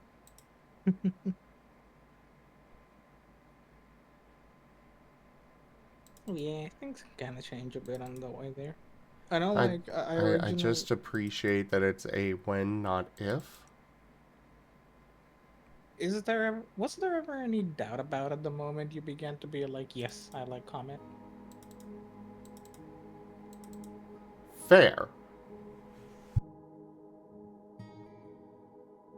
Look, we're clear that like the instant there is the possibility of starting a game where Comet's gonna be in it, we're gonna see like the application thrown into the channel for it. I mean, then consider this. I did have a Pommy character that I was kind of sort of working on that would have been in Wild Traditions had I played in that. Oh, Palm I is so didn't once draw this Pommy.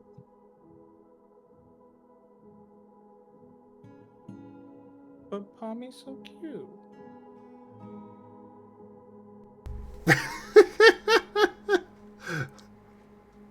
I know, Sirio. Even though it doesn't matter whatsoever, I am still gonna make this place pretty, and for when we, even though it's gonna be never seen again and buried under lava for all time. So you're just like making Pompeii. Even though it's technically not really buried under lava, but that's beside the point. What was the term for it? Pyroclastic flow? I haven't touched up on my volcanic terminology since like a couple years ago in college.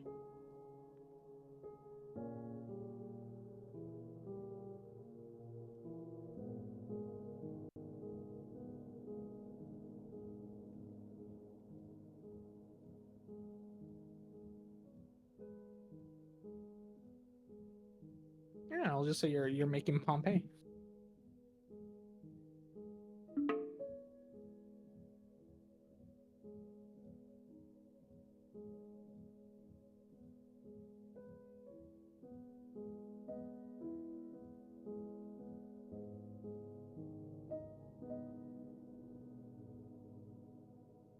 Are you making like a lava pit though? I am currently working on making a um I am working to make this location so that way I can start magma forging. There are a lot of things that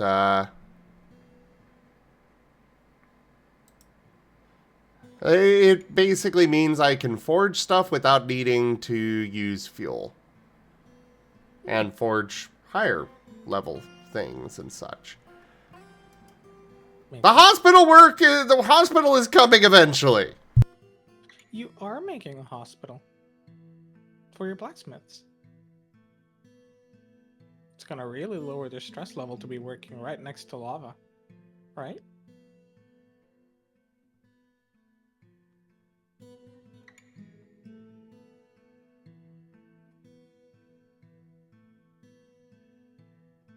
Can you build like a construct or an automaton in this game?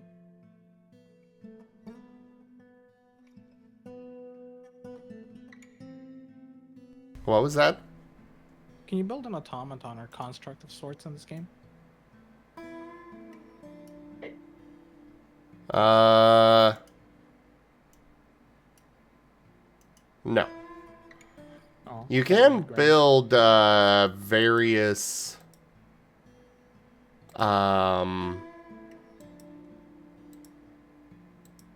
machinery, but I don't honestly know how.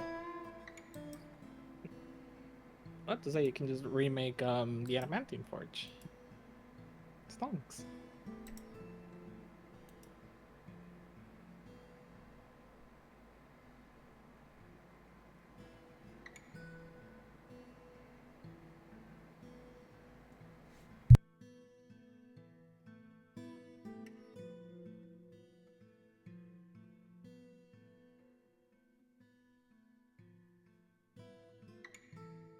Also, you know how like the fight with Grim was like pretty rough for you?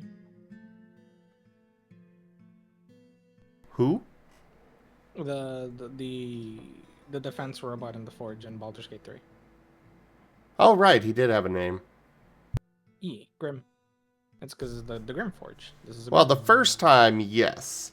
The second time, no.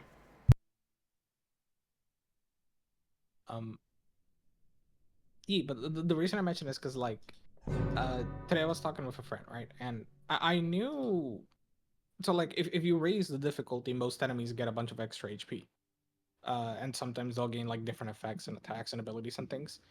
In like normal balanced mode, Grim has 300 HP. In Tactician, he has 450, and in Honor mode, he gets a legendary action that allows it to give itself 10 temporary HP and double its movement speed as long as it has the temp HP. And if you remove the temporary hit points, he does like basically a little like thunder wave that deals up to 48 damage. Or D8, not 48. And I was just sitting there like, how do you beat that thing? Like, you're playing in Honor mode, right? You can't really mess up with this guy, and he has like a billion HP, and he was just like, oh, just drop the anvil on him repeatedly. We just cheese it. And I'm like, bro. That makes sense.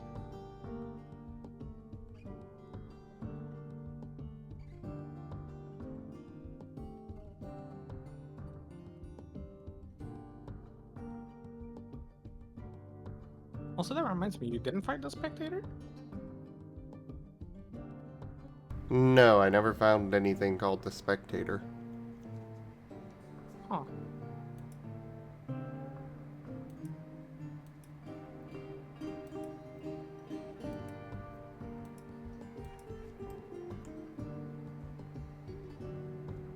Why? No, it's just at least for me, like I found it easy to miss it. I completely found it by accident, and then I found another way to get to it by accident, but neither of the times I was like heading to it, I intended to find it, so I figured it's a little easy to miss, but it's like a cool little boss fight. Oh, well, then, yeah, I definitely missed it. Man, it's the kind of thing where like if you could probably go fight it still, because do you still have access to the Underdark? I don't know if you can get to like the Myconid colony and stuff still. I haven't actually tried. But I did go past that whole, you need to be sure you're ready to move on from this place, wrap up things, blah, blah, blah. Yeah. I know some stuff changes, but I'm pretty sure you can still go back. But I was kind of curious, because if you can't go back, you probably go back and fight it. Though honestly, at this point, I don't even know. I feel like it's gonna be an easy fight at this point.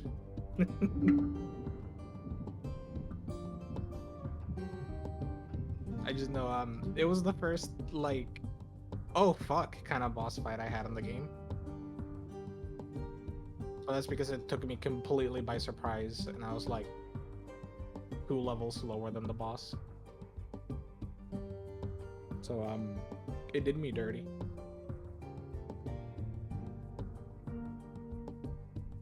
I'm sure it wasn't the only thing that did you dirty. God, I wish. I mean, what? Okay, come on, game!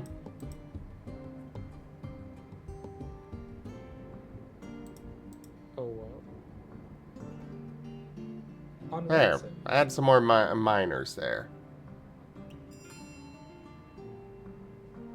They weren't going and mining this out, so the lava can start flowing.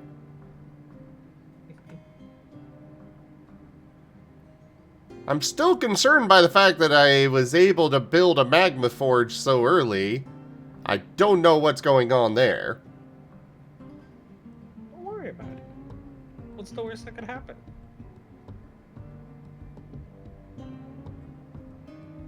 Right, Jin?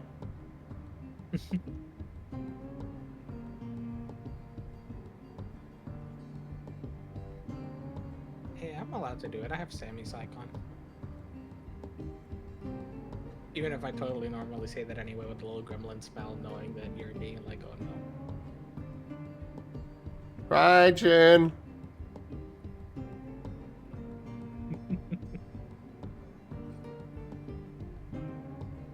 What? Rosm. I need you to draw Cashel flexing on Sammy and flying all around him.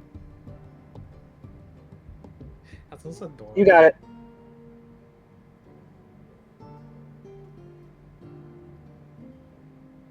Have him do like the little like crossing the wing arms and pouting.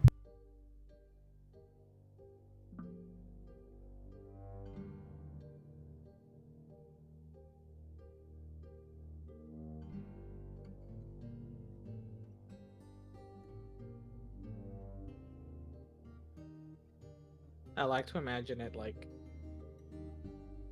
if you stretched it out to a scene, it's basically just like Sammy argues with Cashel. Cashel just goes counterpoint and starts flying around, and Sammy has like raises a hand, so, like about to counterpoint, and just goes fine.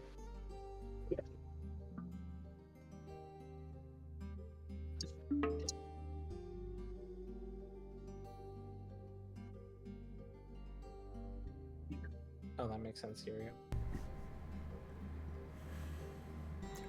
I do regret having Cashel be more of the straight and narrow kind of character. And I should not have done that in the first place. I knew you were joining the campaign. Why did I do this to myself? Why is it? Because like you see Sammy be a little like idiot, and you're just like, I need to join in on the chaos. Yes. I mean, there's nothing stopping Cashel from changing as a character. He'll probably wind up relaxing a bit later. But right now, it is still like... Fuck. It's even worse because like you already have like 2 other straight like guys in the party, metaphorically speaking. You just have like already David and Wyatt trying to stop Sammy from being an idiot.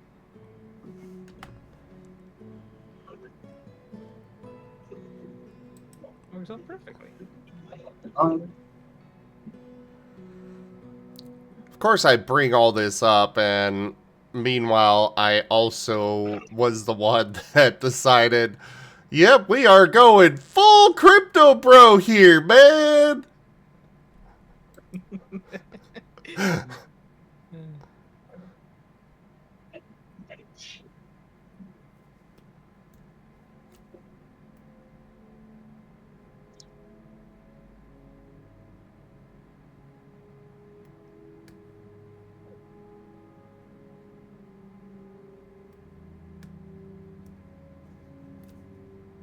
oh, whoops, I didn't mute while I was driving. My bad. No worries. Mm-hmm. I didn't even notice.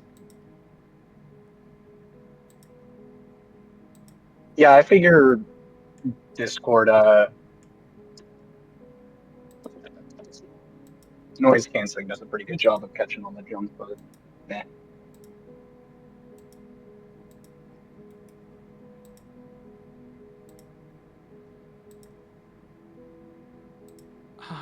I need to like go quickly look at the session for whatever it was.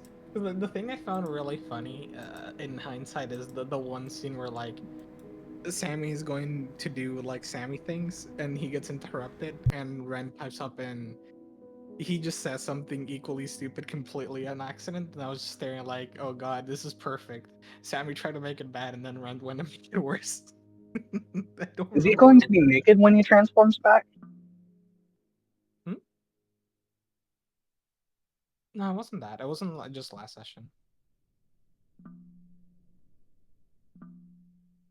And then there's always, Hyro's insistence on helping Sammy shower. I'll say that was just funny. I was just like the little slip of the tongue immediately saying hammy as the very first thing that he said.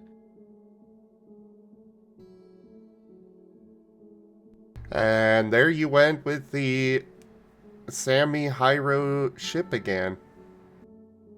Me? Wow. Yeah, you said hammy.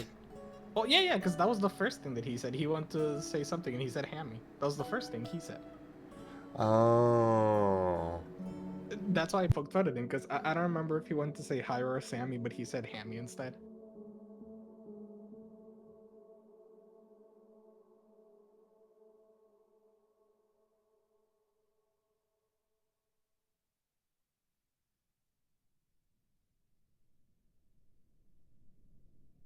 I'm gonna go find whatever it is I'm thinking of.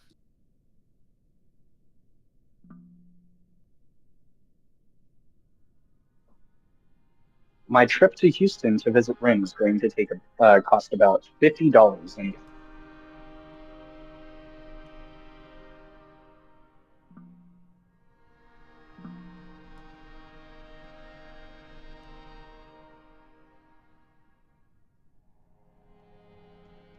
could be worse, I guess.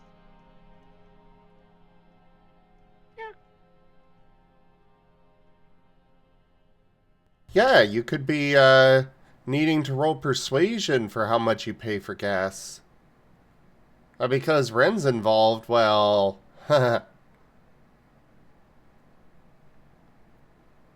Looks like you're spending $1,000.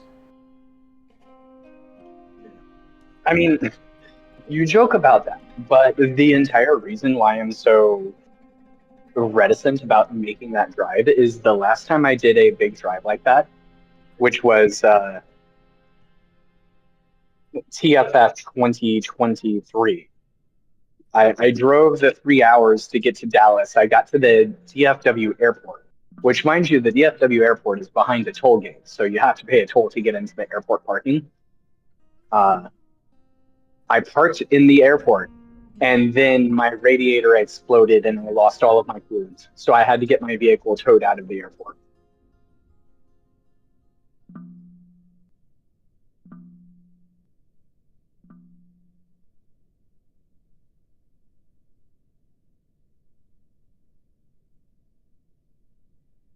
That definitely sucks.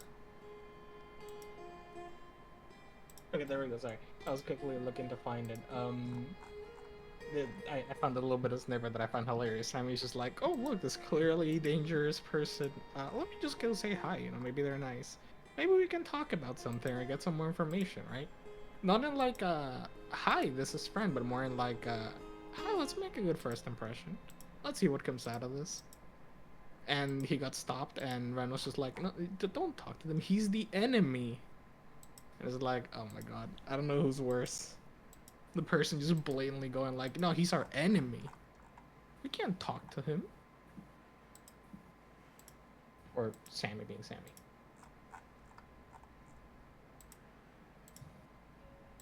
Yes.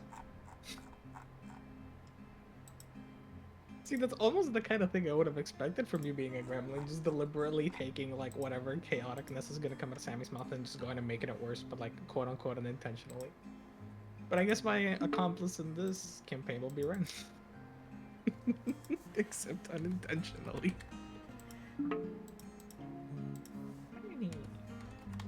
Gee.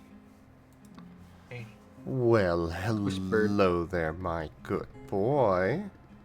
Oh, gee. Who's a good boy? Ow, ow, ow, ow. Have you been making lots of kobolds today? You've been making lots of Maybe. eggs for me? Yep. Good boy. Very good boy, because I have had so many die. Oh no. They keep falling off the freaking...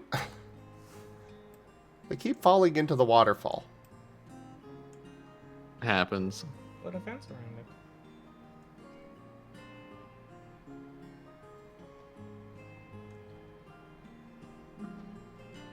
Wasn't it like just yesterday you were talking about how you haven't had any kobolds fall into the waterfall, but a merchant did? Yes. And then apparently my kobolds decided to be like, oh, is that how you look at it? Yeet. They went from yippee to yeety real quick. Mm-hmm.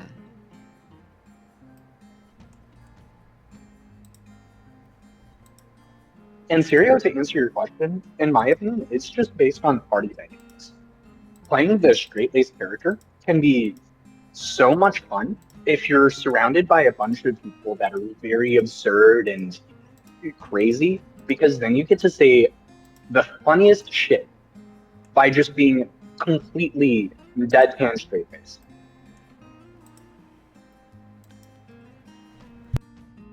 Mhm.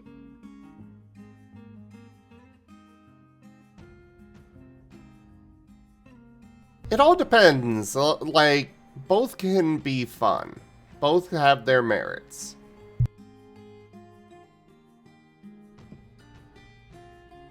And honestly, like some people just like to play a particular character or character dynamic all the time.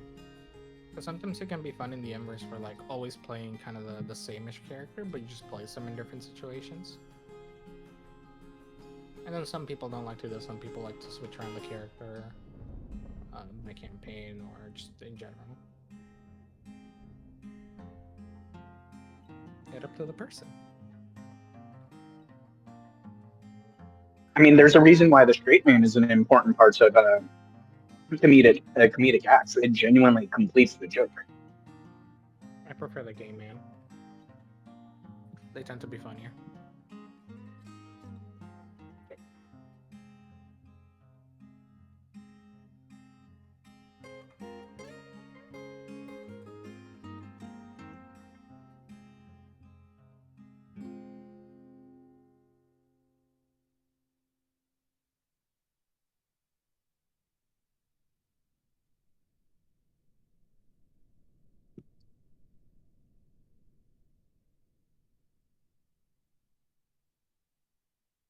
Like sometimes there are things that characters can do that are very chaotic, but it won't seem that crazy until you come in as the straight-laced character and just do something completely ordinary to balance it out.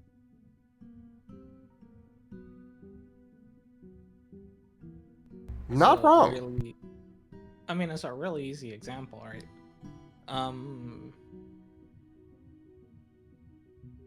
We were doing a session in the TTRPG, or in the TTRPG I was in, and basically, a couple of people decided they were going to sneak into this place to unlock the door from the other side. And they went on like half an hour of chaotically climbing a way up a building, like, oh, we're gonna fly to like this first balcony and then teleport to the second one to avoid this window on the third floor. So like we won't be seen this way, and then we'll climb up the fire escape, and then we're gonna make our way to the roof, and then we're gonna teleport one floor below exactly from there, find the staircase, yada yada yada. And they spent like an hour getting into a room, and then they couldn't get to like the first floor because they had to like go through an area of enemies and the like. And then one other person just went like, is the door locked? No. Can I open the door? And then they just opened the door. Amazing. Yeah, that happens so often. Why Yep. do we have... Oh, because of those bodies. Fair enough.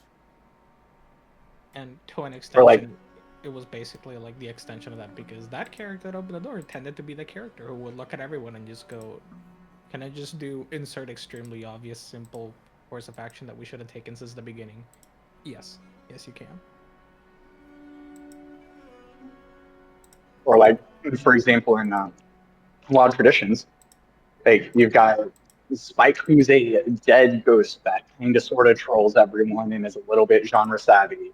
You've got Rain, who is a multiple times dead weasel that keeps coming back to life and is a healer but can't heal worth the damn. You've got Nova, who has literally one brain cell, and Kobold, who has literally two brain cells. You have Naraki, whose only purpose is to end Nova's life. Then you've got Osmond, who just says things that are slightly anxious sometimes. Slightly. Okay, you gotta give it to him. If you left the man in a calm room, he would cause mass hysteria.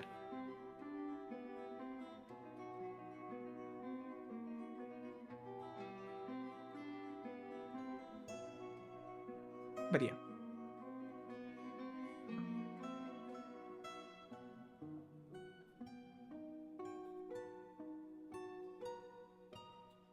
Pet the weenie. Shit your dog. Chi.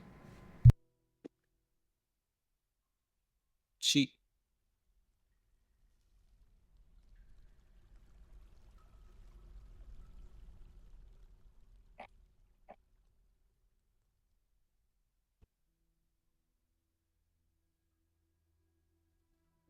Yeah, and also, I will admit, sometimes being like the more straight character can be really difficult, because sometimes you do just kind of want to cause chaos, and it's so hard not to.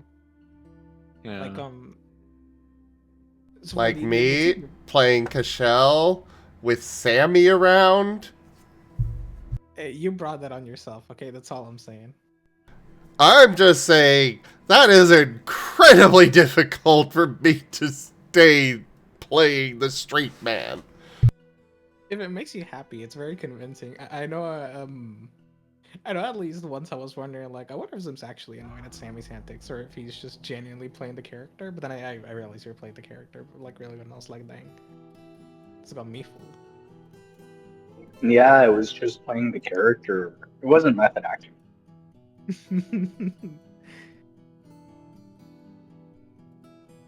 Well, see, the thing that gave it away, I don't remember what it was last session, but I know it was the kind of thing where, like, one of the times he was like, or no, was it Merle? No, it was, yeah, it was like, I know it was a report where we were like, Sammy, shut up, but then, like, I could tell in one of the next bits that you were just aching to also be a little gremlin.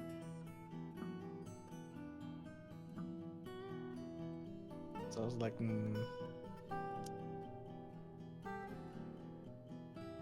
I can feel it. Do you think David's going to go through a man bun arc?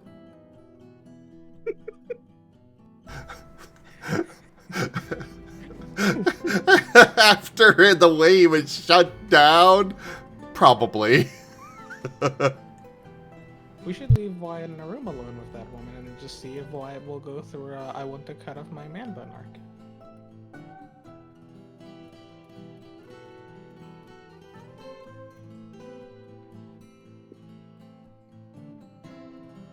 Also, let me, by the way, I'm still half terrified of whatever it is was gonna happen to Sammy when Mario was like, how far away is Sammy?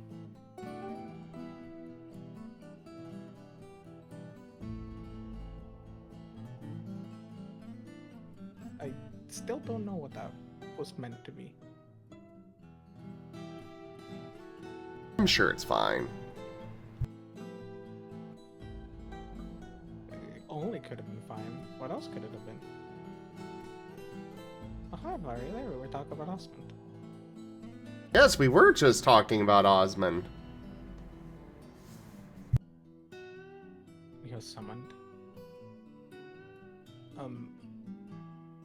Nothing bad, don't worry. I haven't gotten another redeem yet.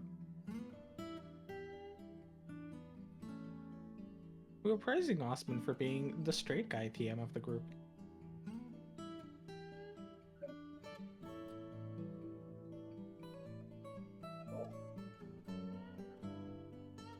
Yeah, I mean, like, obviously Osmond has some perks of his own. But part of the reason why Osmond is so hilarious at times is because it's just so subdued compared to the rest of the cast that when you then get those Osmond scenes where he's just alone in a quiet room, quiet, calm room, suddenly there's mass hysteria because Osmond is just slightly anxious. That's so funny. And if it were more over the top, it probably wouldn't be as funny. Yep.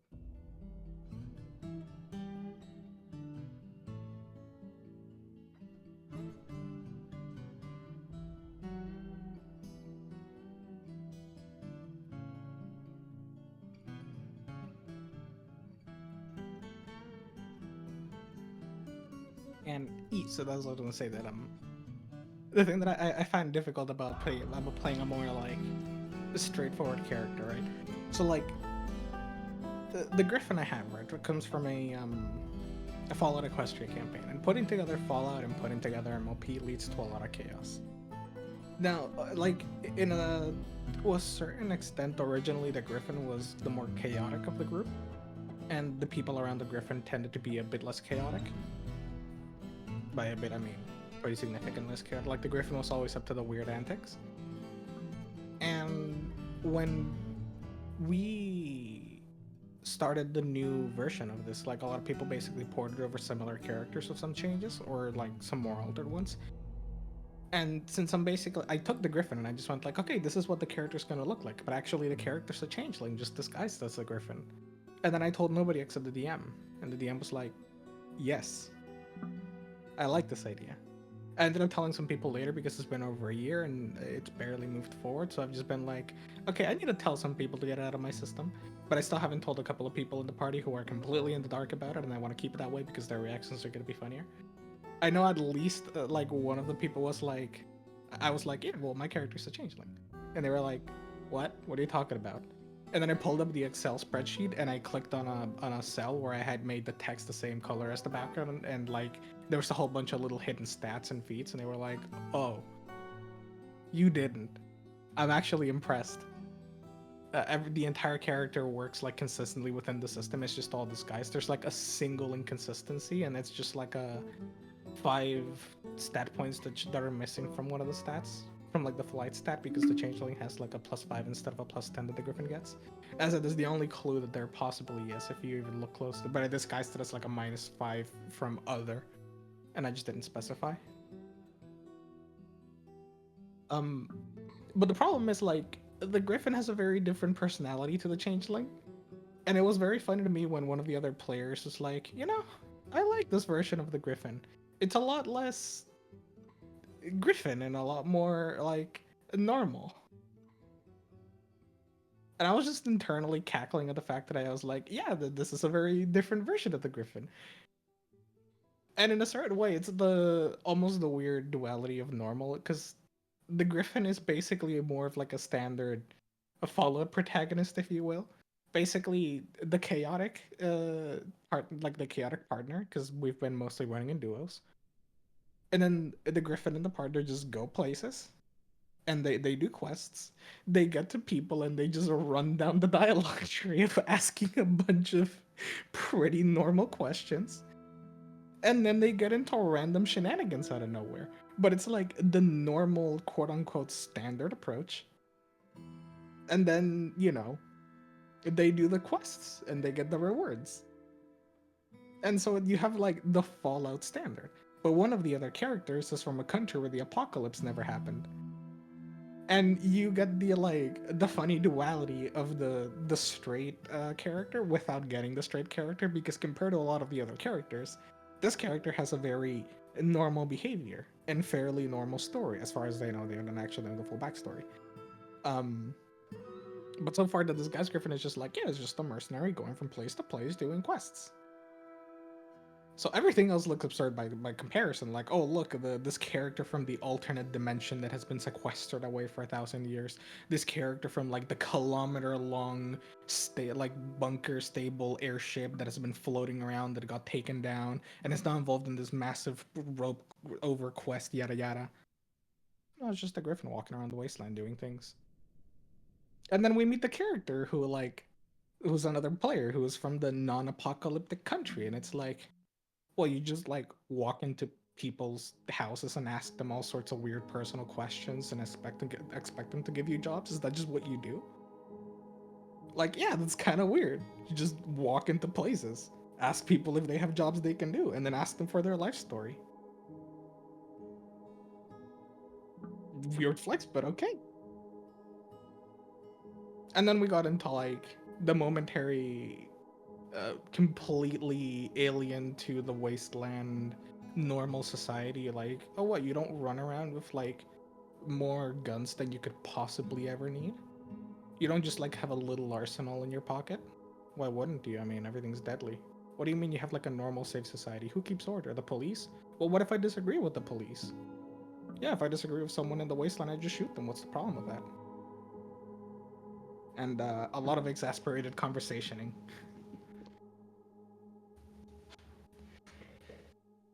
Alright, as much fun as this is, I think I've hit my peak, my limit, so I'm gonna have to call it here, everybody.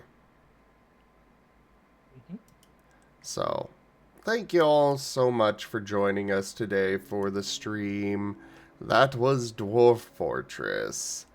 Check out our website, zgfgaming.com. We've got links for our Discord, Telegram, Mastodon, Blue Sky, Patreon, and more there on the website, as well as down in the description below through our link tree.